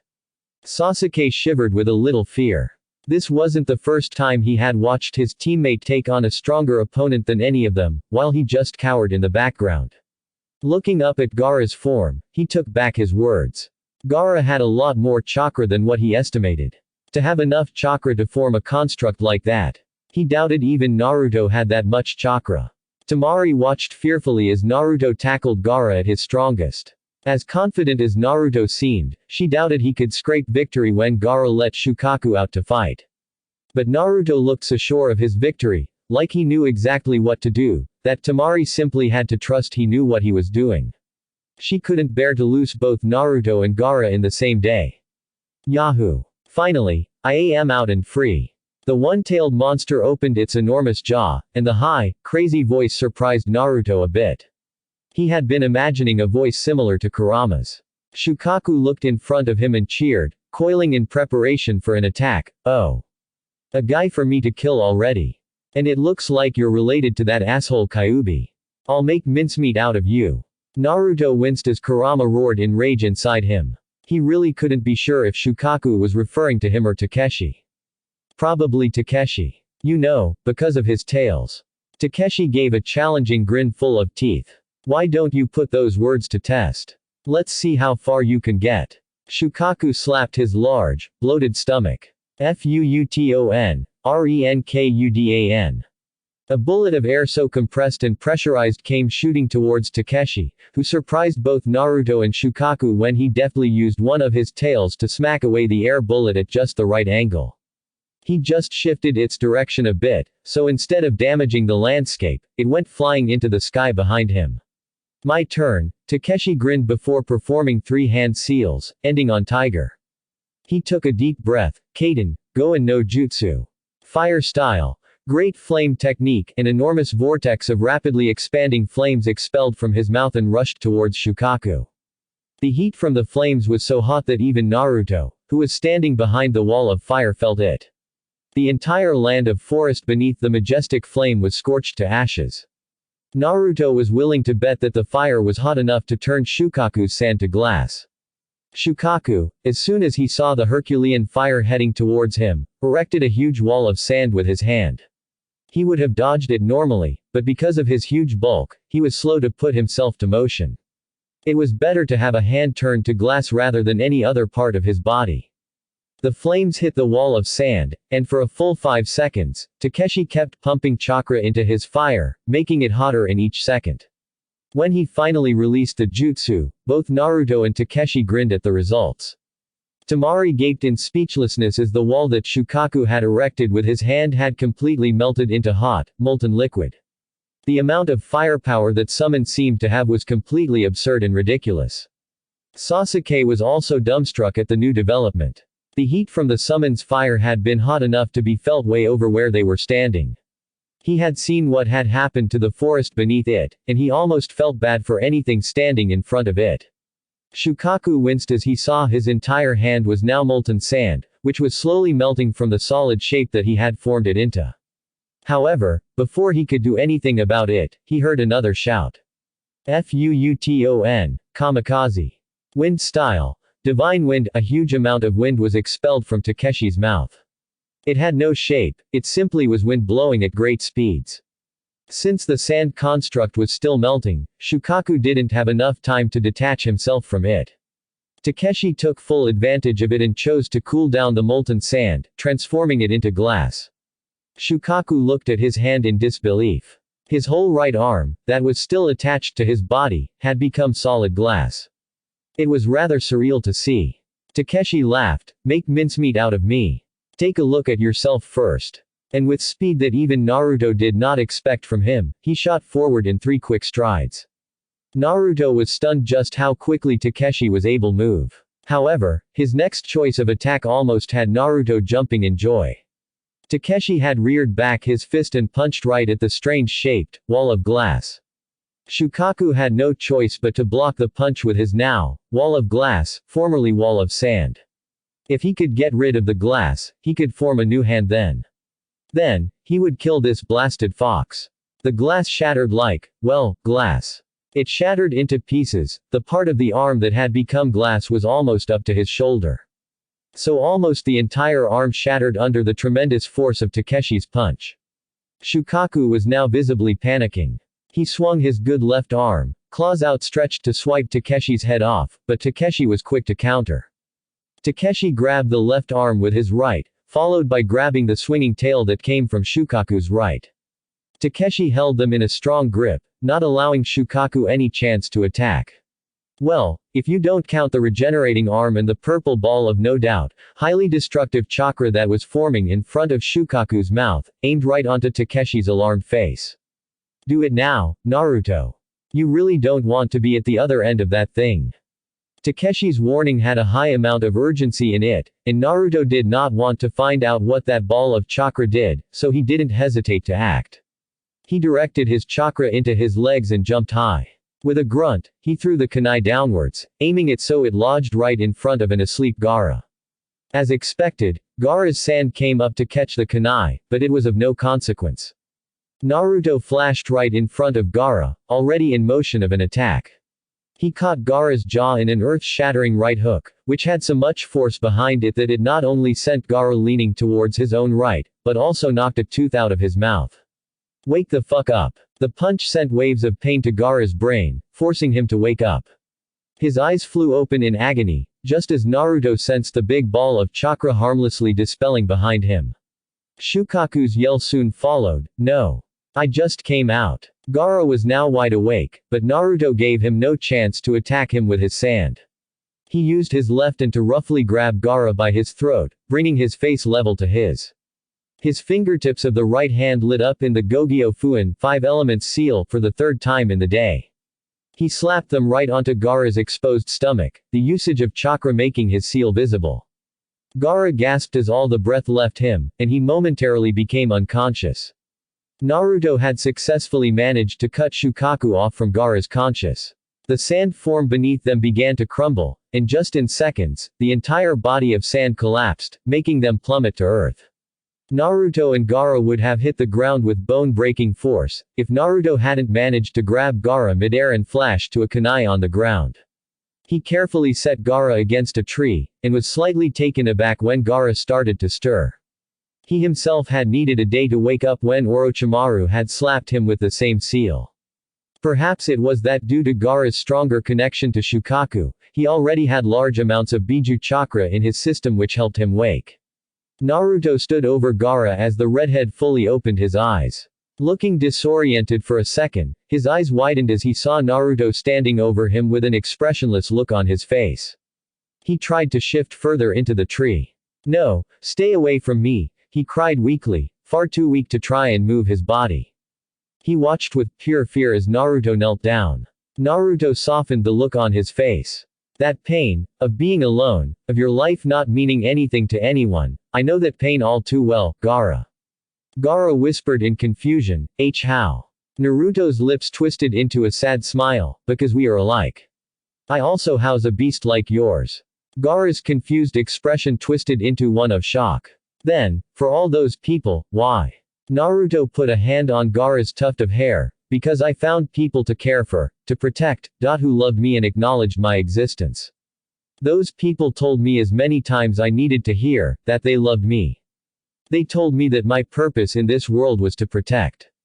True power doesn't come from fighting for yourself. It comes when you have someone of your own to protect. Gaara," he ruffled the red hair, "you have people like that too. If you'd just give them a chance, they would accept you. If you want, I'll be your first friend."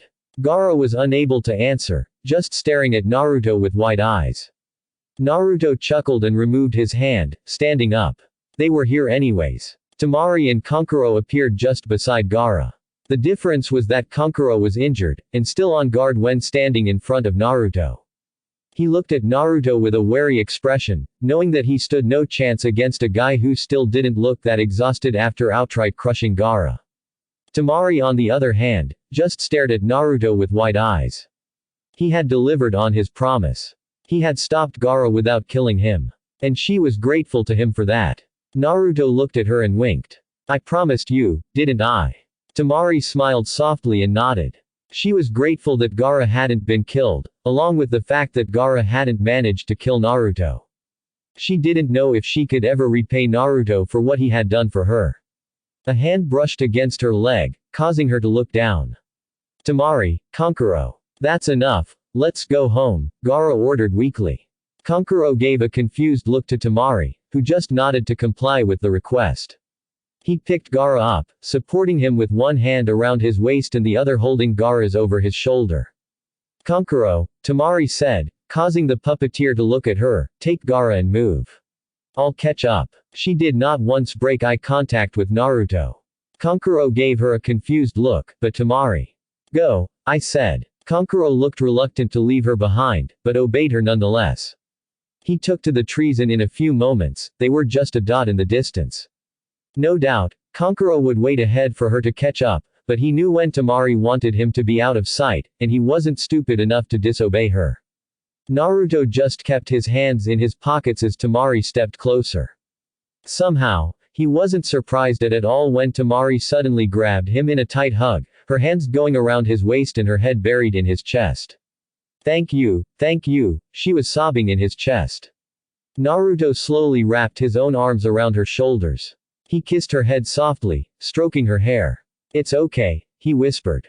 He really didn't know what else he could do. Temari tightened her hold on him. Why would you go so far for him? Naruto breathed deeply, trying to decide what to say. He and I, were not much different. We both share a burden, and we both have been alone in our lives. Me not as much as him. I just couldn't bear to look at him like he was. He is what I would have been if I had no people of my own. He has people of his own. He has me and Kankuro. Naruto nodded sadly, but he chose to push you away, while I accepted the few people I had in my life. It's still not too late, Temari. Just keep showing him what love truly means, and he will come to you. Give him another chance to accept. Temari slowly looked up to him with tears glistening in her eyes. Naruto slowly removed his arms from her, stepping back. You should go now. Konoha Shinobi might be here any moment. Temari pursed her lips, but nodded. She turned away, about to jump to the trees, but she hesitated. Naruto waited for Temari to jump away, but she looked hesitating. Temari, he never finished his sentence, for a pair of lips came to softly rest on his own. Naruto looked shocked only for a moment, but before he could wrap his arms around her, Temari separated and turned away, taking to the trees. Naruto's hand came to rub on his lips, feeling the taste of her own. He smiled. There was something else in that kiss. Something that promised a better future. Still smiling, he turned around, only to freeze on spotting Sasuke, who was carrying Sakura in a piggyback. Sasuke was looking extremely shocked and confused. He did not know what or how to make sense out of this. What the hell was that? Naruto panicked for a second, but then got a grip and replied, a kiss, what else could it be?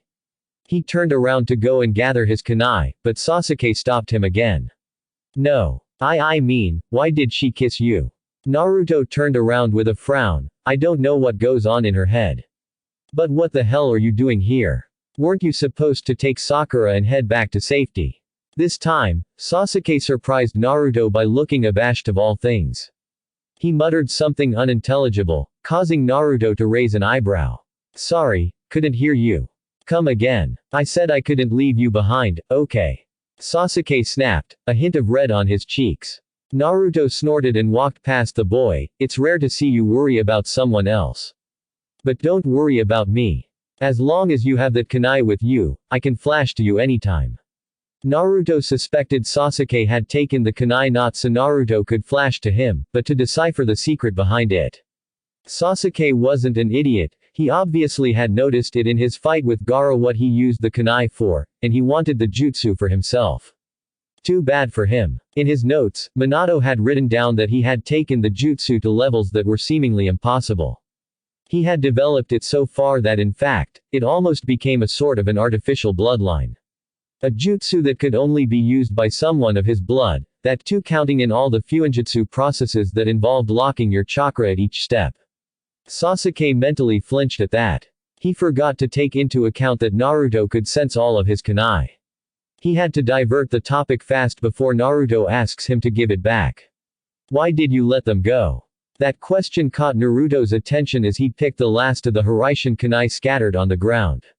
He slowly turned to face Sasuke. He opened his mouth to explain why, but stopped at the sudden rush of chakra in his system, as well as memories. What the hell? Sasuke watched curiously as Naruto's head snapped towards the direction of the stadium, a classic expression of, what the fuck, on his face. What is it? Naruto turned to face Sasuke, a sense of urgency on his face that wasn't there before. You need to get back to Kakashi, right now. He stepped forward, a hand outstretched, probably to send him to Kakashi. Sasuke stepped back. Whoa.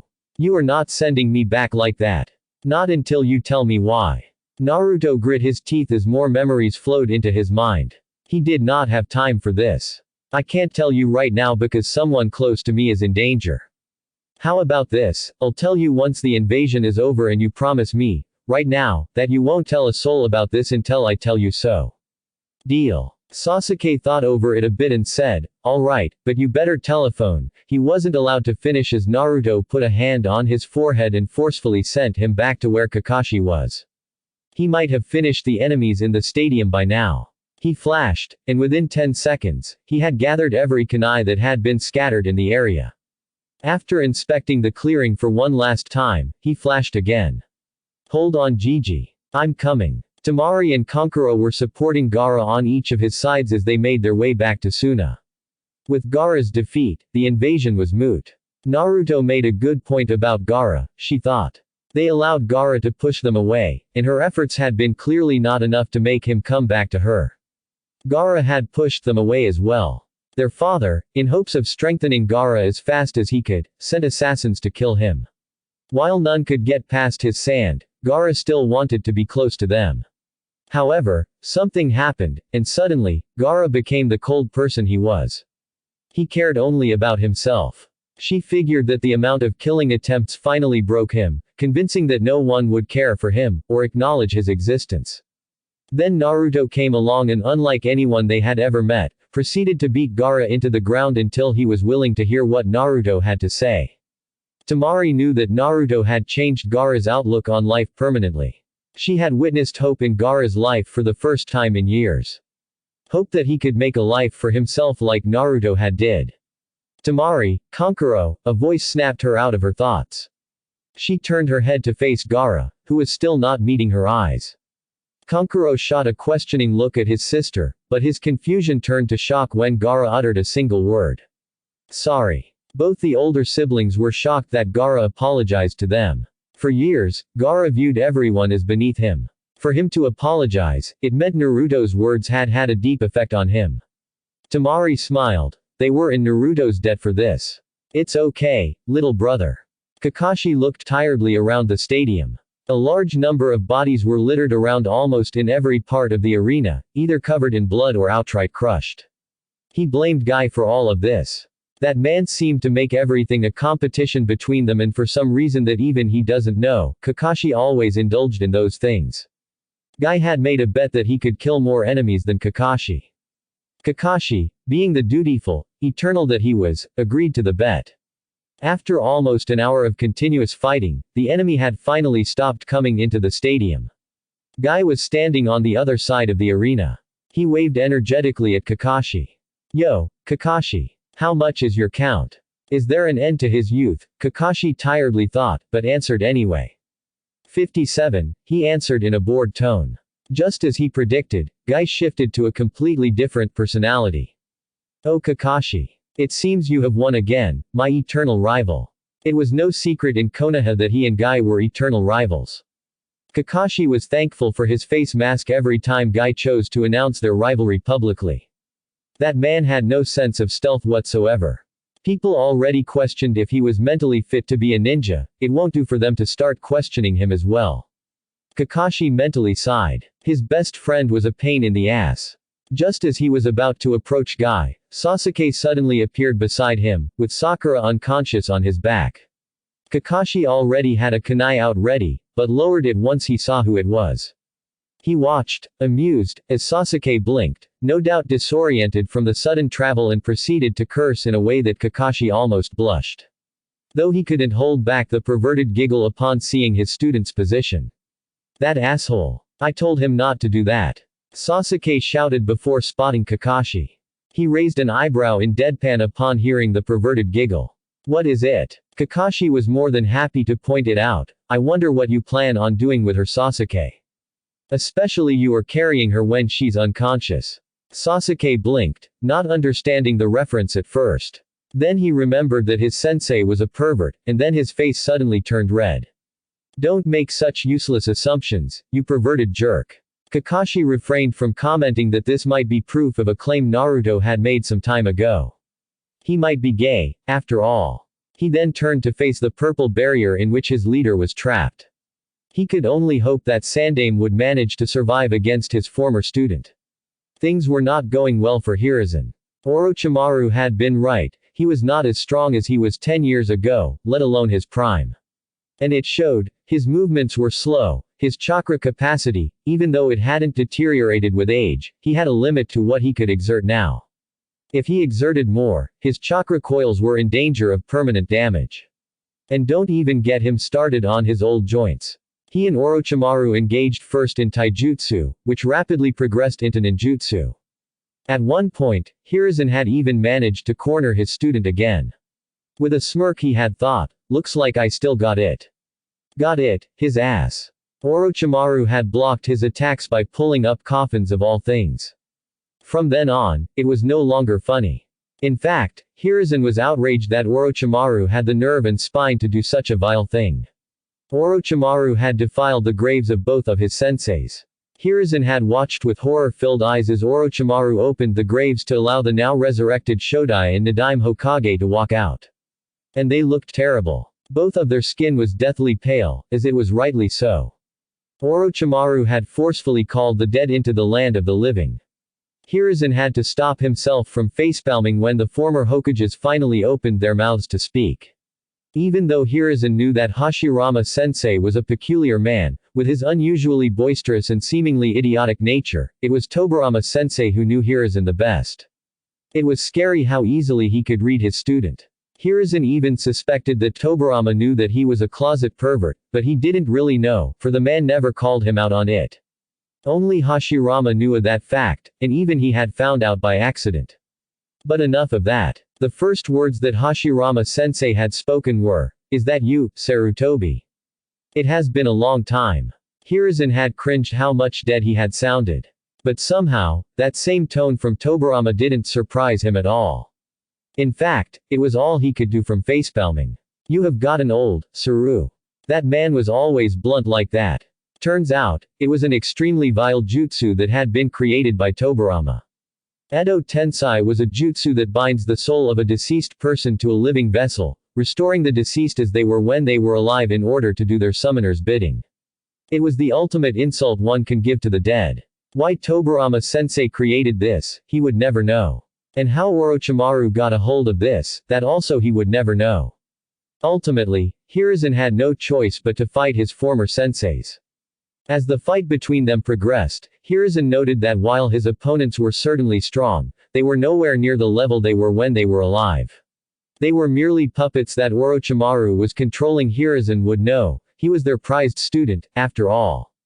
But even then, Hiruzen slowly found himself on the losing side of the battle as his age and lack of training in a long time slowly took a toll on him.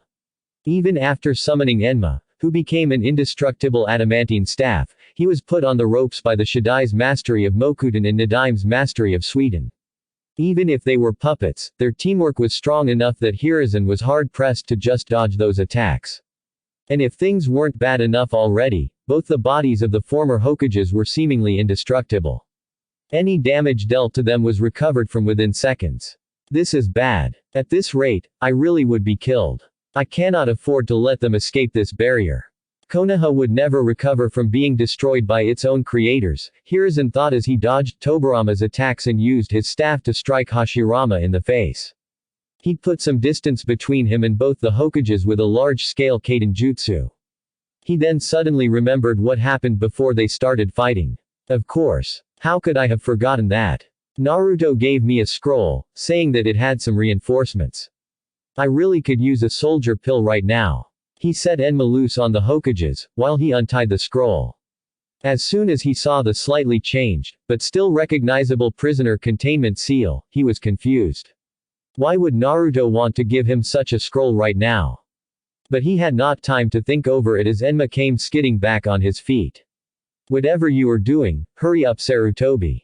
Enma shouted in his gruff voice. Hiruzen wasted no more time and spread the scroll on the ground, pushing chakra into it, choosing to trust Naruto.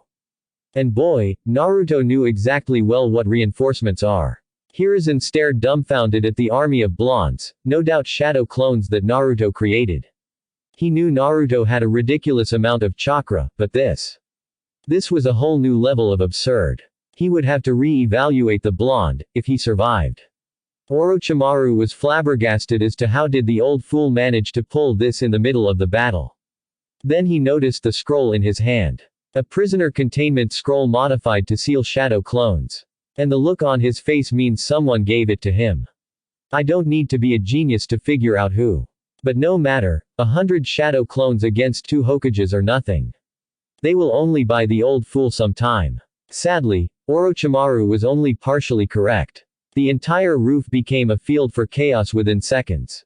The changes that the first Hokage had made to the roof with his entire Mokuden only added to the clones' advantage as they took extreme pleasure in causing as much chaos as possible, with Flash Step and Hiraishin.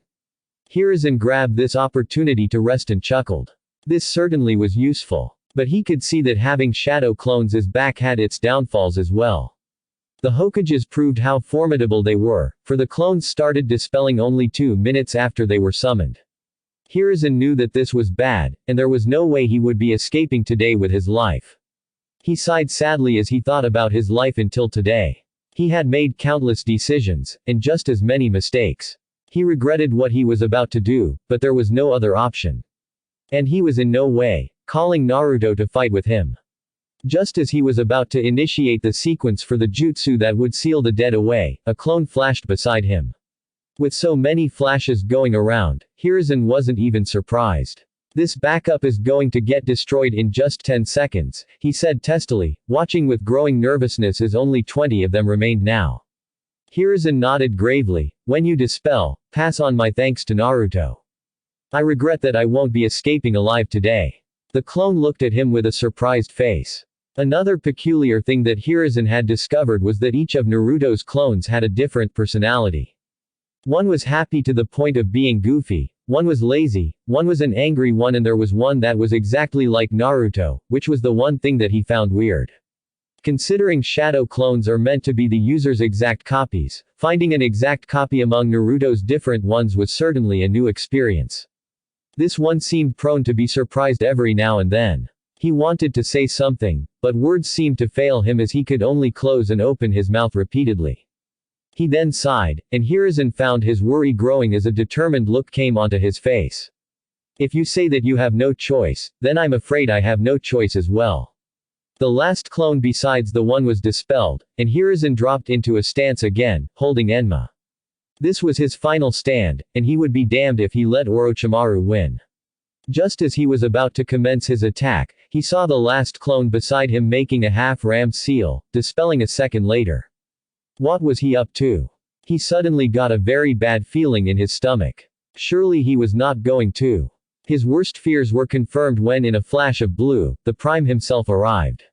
With a cocky smirk on his face, no less. Am I late or what? The Anbu standing outside were dumbstruck upon seeing Uzumaki Naruto.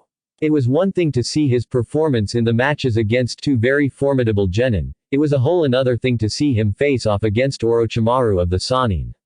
Naruto could easily take out an A-rank jonin with what he did in the matches, and the Anbu were willing to bet that what they saw was not even half of what Naruto was truly capable of. But Orochimaru was no ordinary A-rank opponent. A high S-rank shinobi trained personally by the Sandaime Hokage, he was no joke of an opponent at all. To say the atmosphere was tense was the understatement of the decade. What is he doing? And Anbu barely kept from shouting. The captain narrowed his eyes behind his mask and replied, there is no doubt that Uzumaki Naruto and the Sandaime share a close bond. The reinforcements he provided him were the proof of that, if you can even call them that. In addition to that, Naruto had successfully anticipated a personal attack on Hokage-sama and prepared accordingly. Now that I think about it, it doesn't surprise me that he was alerted of the battle due to the memories of the numerous Kage Bunshin. One of them must have sent a message to him to personally come here. But he still is just a genin standing in a field of Kage-level shinobi. I think that it is well established by now that Uzumaki Naruto is not an ordinary shinobi at all, the captain calmly refuted. Turning back to the fight, he said in almost a whisper, "We just have to trust him." Naruto carefully eyed Orochimaru as he slowly shifted into a stance. This was his second time battling the Sannin, and this time, he won't be pulling anything against him. He could not afford to. However, he had to know something first. Why did you do it? Orochimaru was also not quite surprised by Naruto's appearance. His shadow clones must have relayed everything that happened. He used his control on the Edo Tensei to pull back the two Hokage for now. Who knows, he might learn something interesting. Why did I do what? Naruto's eyes narrowed in anger. Don't play games with me. Why did you defile the graves of the previous Hokage? You could have easily matched Hokage-sama, even beaten him, considering he's far from his prime. Orochimaru chuckled, amused by the anger in front of him. I only found it fitting, and a little ironic that the people responsible for the birth of this village will also be responsible for its death, along with the Aikibi. Naruto felt rage building within him, but he ruthlessly pushed it back. Now was not the time to lose his mind. I've already received memories of my clones. They did keep you a bit busy, but in the end, they are just clones who can get dispelled in just one hit. So I'll ask you this, what makes you think we'll just let you do what you want? Orochimaru felt a bit of anxiousness creep into him, like something bad was going to happen. Nonetheless, he didn't let this show on his face, keeping up his amused facade. You really think you have what it takes to stop me? Edo Tensei has no exploitable weakness as far as anyone knows. I am the only one who knows how to use it in the first place. Naruto smirked, despite the situation he was in. Be that as it may, you've already lost, Orochimaru of the Sannin. I've already sent the Aikibi running with its tail between his legs. This fact surprised both Orochimaru and Hiruzen. Hiruzen asked him with shock, the Aikibi has been defeated. Naruto gave him a side glance, of course. I wouldn't be here if he wasn't. Orochimaru found himself growing annoyed. Using Gaara as his weapon was a major part of his plan. To think Naruto managed to defeat him and still have energy left to fight him. He is quickly becoming a pain. He not only manages to defeat Gaara, thereby foiling my invasion by a good margin, but he even gave the old fool some reinforcements that I didn't even know of. If I don't take care of him now, he'll become a full-blown annoyance for me in the future, the snake summoner thought with a frown. Time to end this battle. Be that as it may, he mocked the young Uzumaki, you can't hope to match the might of the Hokages just yet. Maybe in the future, but only if you live through today. With that, he commanded. Naruto chuckled as he pulled out his own scroll, you should know better than that, you reptilian psychopath. Every jutsu has a weakness. He released the contents of the scroll, and Orochimaru had to fight a groan of annoyance upon seeing a very familiar sight. 100 grinning clones once again stood between the two sides of the battlefield. The Hokages halted a bit to reconsider on how to deal with this setback, but Orochimaru forced them to keep going. It's just the matter of finding it. With that, all the clones once again engaged the two cages with glee, using the advantages their predecessors set for them before they ran out. Naruto then turned to Hiruzen with a serious look on his face. Gigi, tell me what you know about this Edo Tensei. My clones weren't able to tell me much. I'll need everything you know to devise a counter against it. Hiruzen took a moment to study Naruto. With his eyes narrowed and his hair flowing in the wind, Hiruzen was once again reminded of Minato. Cold and calculative in battle, Minato had rarely lost against someone, and at his strongest, even Jiraiya had admitted that he could not defeat Minato. To think that his son would grow so powerful as to assist the Hokage in one of his battles, right after defeating a tailed beast. It would be injustice if he were to be promoted to Chunin. Very well. And while the clones did their best to keep the cages and Orochimaru busy, Hiruzen told what he had studied from the Forbidden Scroll and witnessed firsthand. Just as all the clones were once again demolished, Naruto had everything he needed to know. He was now looking at Orochimaru with a predatory smile which was frankly, a bit unnerving. It's a summoning jutsu. You don't say. Before he could act on his plan, he and Hiruzen were surprised when suddenly, Tobirama decided to speak. Whatever you have planned, don't waste time in executing it. Hiruzen blinked a few times. Nadime-sama, I thought you were under control.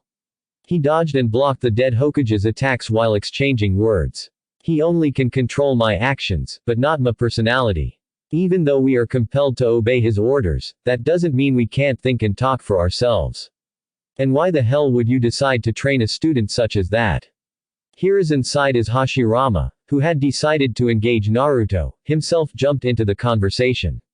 As always, he was highly eccentric. Naruto called out to his Gigi, just keep him busy, Gigi. I have a way to stop them from attacking. Hiruzen grit his teeth and snapped back, what do you think I have been doing all this while? Naruto turned back to his fight.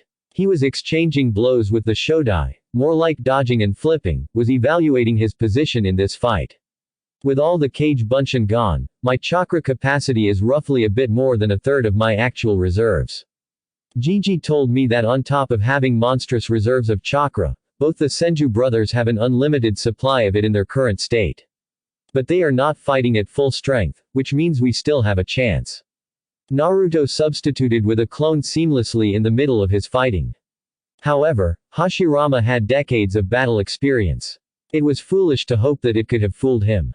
As soon as he detected the switch, he immediately dispelled the clone and turned his attention back to the original, only to find a ball of wind racing towards him. Fuden. Kase Gyorai no Jutsu. Naruto watched as the legendary Kage simply backflipped to dodge the highly explosive jutsu. However, he failed to take notice of the seal on the sleeve of his left hand.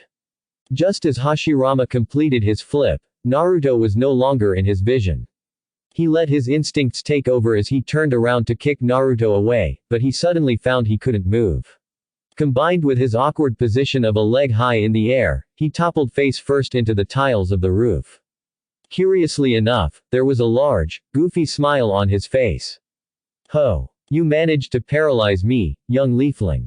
Naruto was lightly panting as he gazed down at Hashirama, a modified Uzumaki paralysis seal.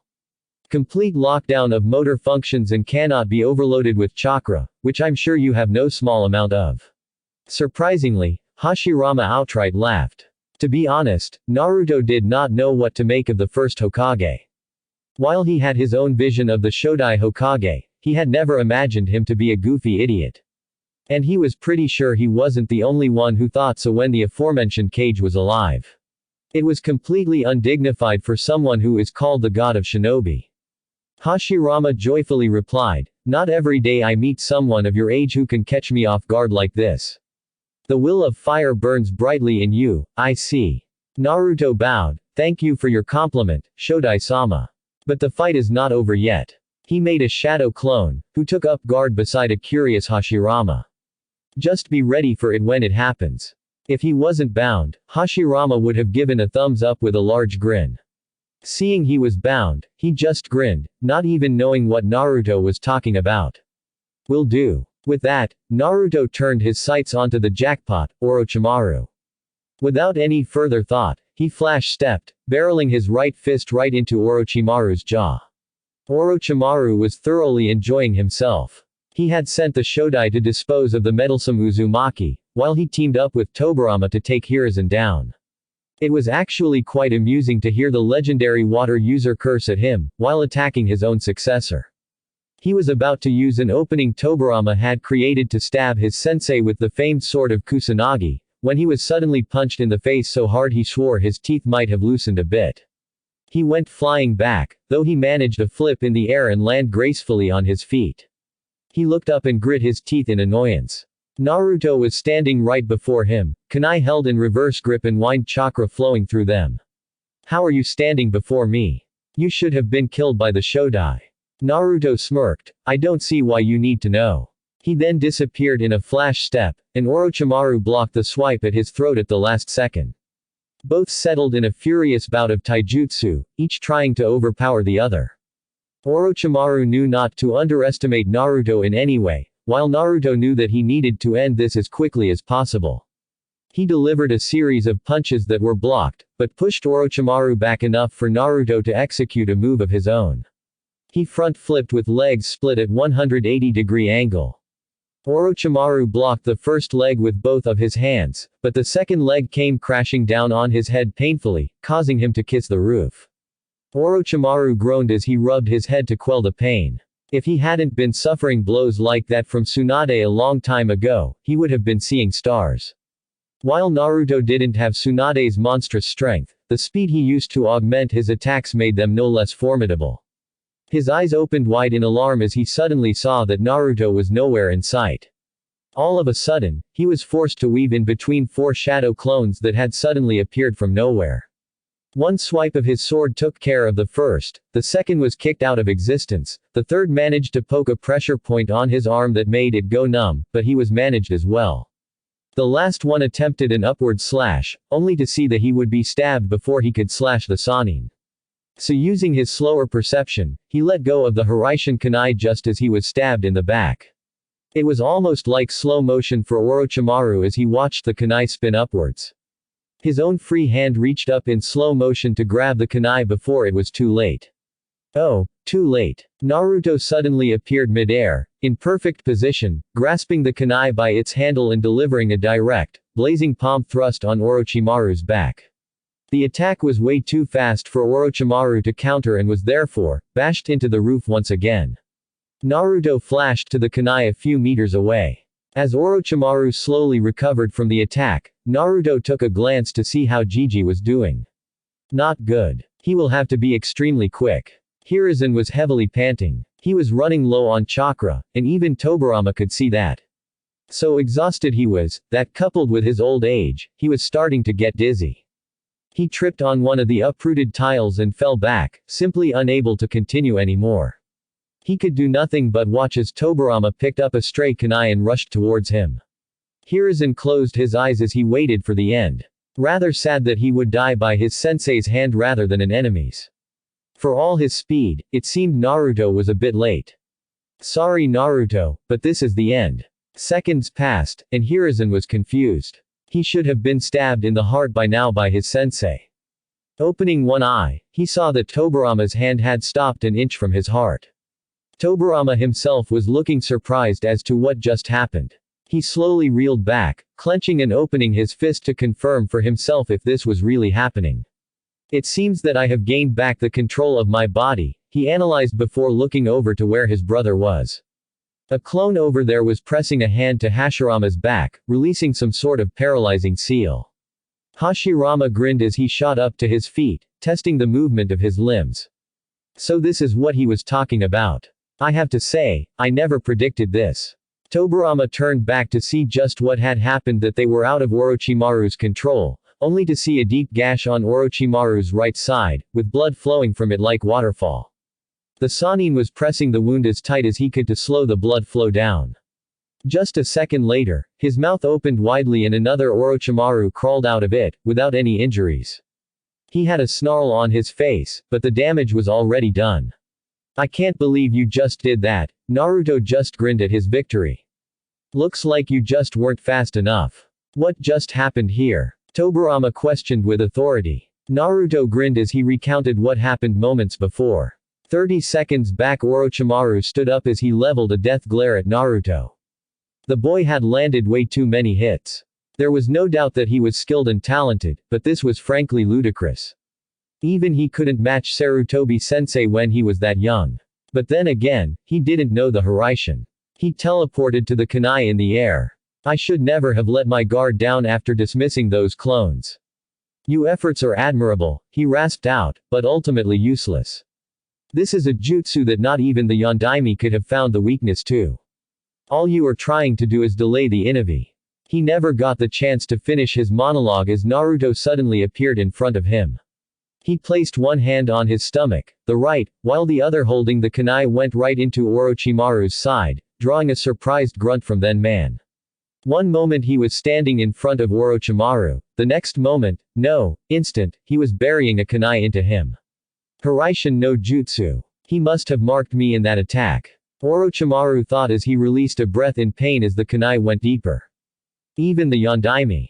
Police, Naruto mocked, he would have ended this fight ages ago. Orochimaru felt a burst of chakra down where Naruto's palm was and looked down, his face morphing into horror as he realized what had happened. A contract seal. What are you? Before he could finish his sentence, Naruto slashed the kunai sideways, right out of the screaming Sannin's body and drawing a huge amount of blood, along with some chunks as well. He then flashed back before Orochimaru could retaliate. Flashback over. Naruto grinned as he neared the end of his explanation. Gigi told me that you summoned the Hokages from the dead. The fact was further cemented when I learned the full name of this jutsu. Kuchiyos. Edo Tensai is a jutsu that puts the summoned soul in a contract with the summoner to do their bidding. So I simply cancelled that contract with a contract seal, which removes any form of direct control a summoner has over any summon. Tobirama smirked as a pleased grunt escaped his throat. To know the Hiraishin and Fuinjutsu at such a young age and apply it in combat.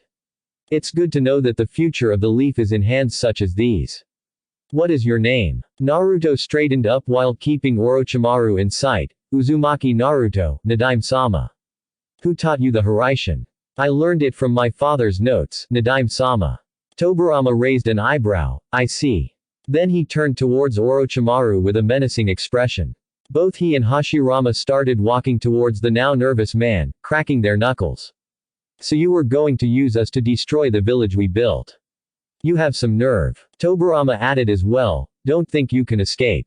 We are no longer under your control. Both of them rushed at Orochimaru, who knew that there was no way he could do anything.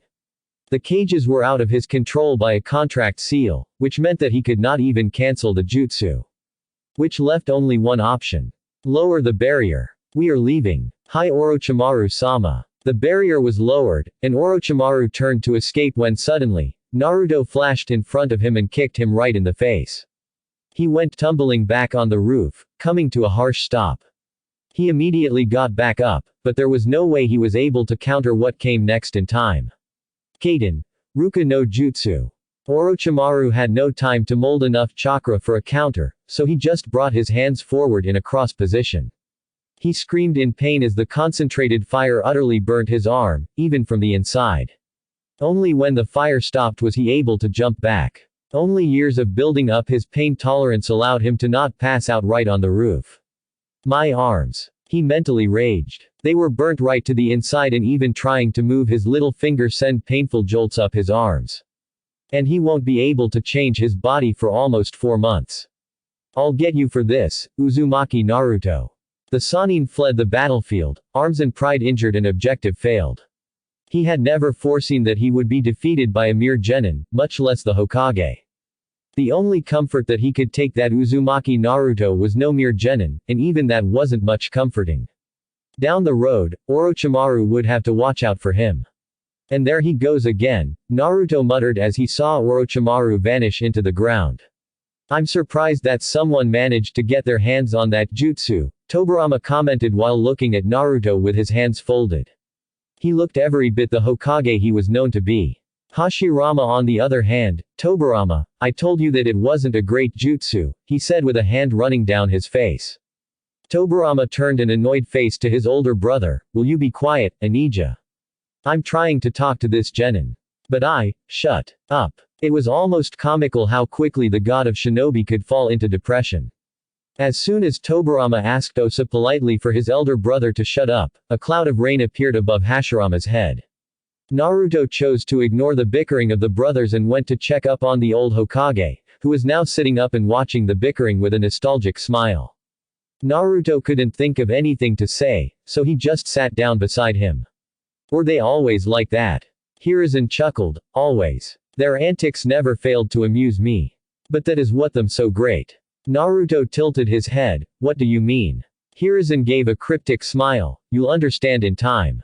Naruto huffed, muttering about old men and their elusive ways of talking. Hiruzen chuckled and patted Naruto on his back, I have to say, you sure do live up to your title, the most unpredictable ninja of Konoha.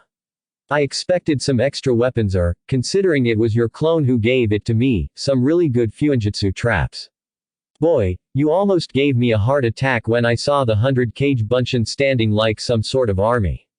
Naruto chuckled and rubbed his head, what can I say? I didn't know what kind of attack you would be involved in, so I just did the first thing that came to mind. Hiruzen laughed and said, it was excellent, and worth seeing the look of bafflement on my former student's face. But seriously Naruto, I have to commend you. You not only displayed the true characteristics of a shinobi in battle, but you were smart enough to figure out how to counter the Edo Tensai in just minutes, while even I couldn't. Naruto blushed a little at the praise and was about to say something when an incredulous voice interrupted their conversation. Did you say, 100 shadow clones? Both of them turned to see Hashirama with a look of wonder on his face as he approached with his brother. Naruto nodded. Hi, Shodai-sama. Hashirama gave a sly look to Tobirama. That's way more than you were able to do, Tobirama. And he is still just a child. Tobirama grit his teeth, restraining himself from whacking the idiot across the head. Cooling down a bit, he turned to Naruto. You said you were from the Uzumaki clan, did you not? I don't see any red hair, so the blonde must come from your father. And while I knew that Uzumaki possessed chakra reserves large enough to best even the Senju, even the strongest Uzumaki could only make 50 at best. Naruto slowly nodded. It was a fair assessment. If it helps you any, I am the Jinchuriki of the Kyuubi. Both of the previous Hokages were surprised, but not that much. Then it's understandable. After all, only the Uzumaki had life force and chakra strong enough to jail the demon, Tobirama mused to himself. Then suddenly remembering something, he turned to the aged Hokage. What are you doing holding that hat in your old age, Sarutobi? Shouldn't you have found a successor by now? Hiruzen cringed at the reminder of the death of his successor. I did, sensei. But he died shortly after taking the hat. Kyuubi killed him, but he was able to seal it into Naruto here before he died, Hashirama finished with a frown. I don't know what to say about this. On one hand, the Yondaime did a great deed by sacrificing himself to save the village, but on the other hand, he passed a great burden onto you, Naruto. Hiruzen looked at Naruto, who frowned in thought. After a moment of thought, he said. Well, he couldn't ask anyone else in Konoha to give their child if he wasn't willing to do it himself. Understanding immediately lit up in their eyes. The Yondaime was your father, wasn't he? Naruto gave a proud smile and a nod, that he was. He was also your true successor, Nadaime-sama. Tobirama raised an eyebrow in question. Oh. How so? Naruto explained. He took your jutsu, the Hiraishin, to levels that even you wouldn't have been able to. He was known as Konoha's Yellow Flash. Hiruzen reprimanded Naruto for speaking to his sensei like that. Naruto. Naruto just gave a shrug, just stating the facts, Hokage-sama. Surprisingly, Tobirama wasn't insulted at all at Naruto's praise of his father.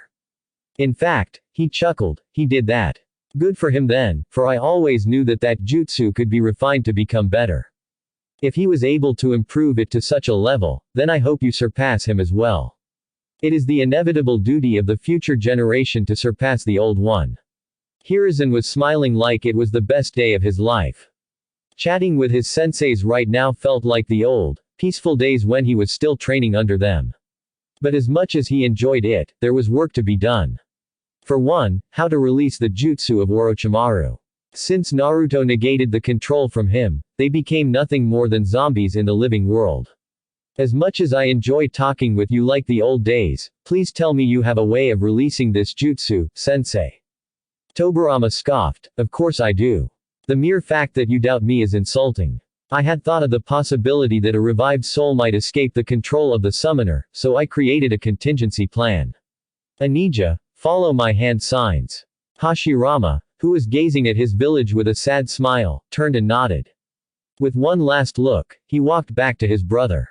Just before he started to follow the signs, he turned to Naruto and said, Naruto, in our short fight, I have seen the great potential that you hold. See to it that you don't waste it, and give a shot at the seat of the Hokage if you want to. You know, change the world, bring peace to it. That was my dream when I was Hokage. You have my full blessings. Naruto bowed deep. Thank you, Shodai-sama. Then he grinned cockily and said, and I already have my eyes on the hat, Shodai-sama. No one can snatch the position of the Rokudaime from me. Hashirama laughed at the enthusiasm, while Tobirama smiled at it. Naruto reminded him just how his elder brother used to be when they were children. Optimistic at every turn, but serious when needed. Good to know, Naruto. We will be watching, and we look forward to see how you fare. Naruto brightened up like a sun on hearing that. Even though he didn't outright say it, Tobirama had given his blessings to him as well. Even Hiruzen took an opportunity to ask a question that he had wanted the answers to for a long time.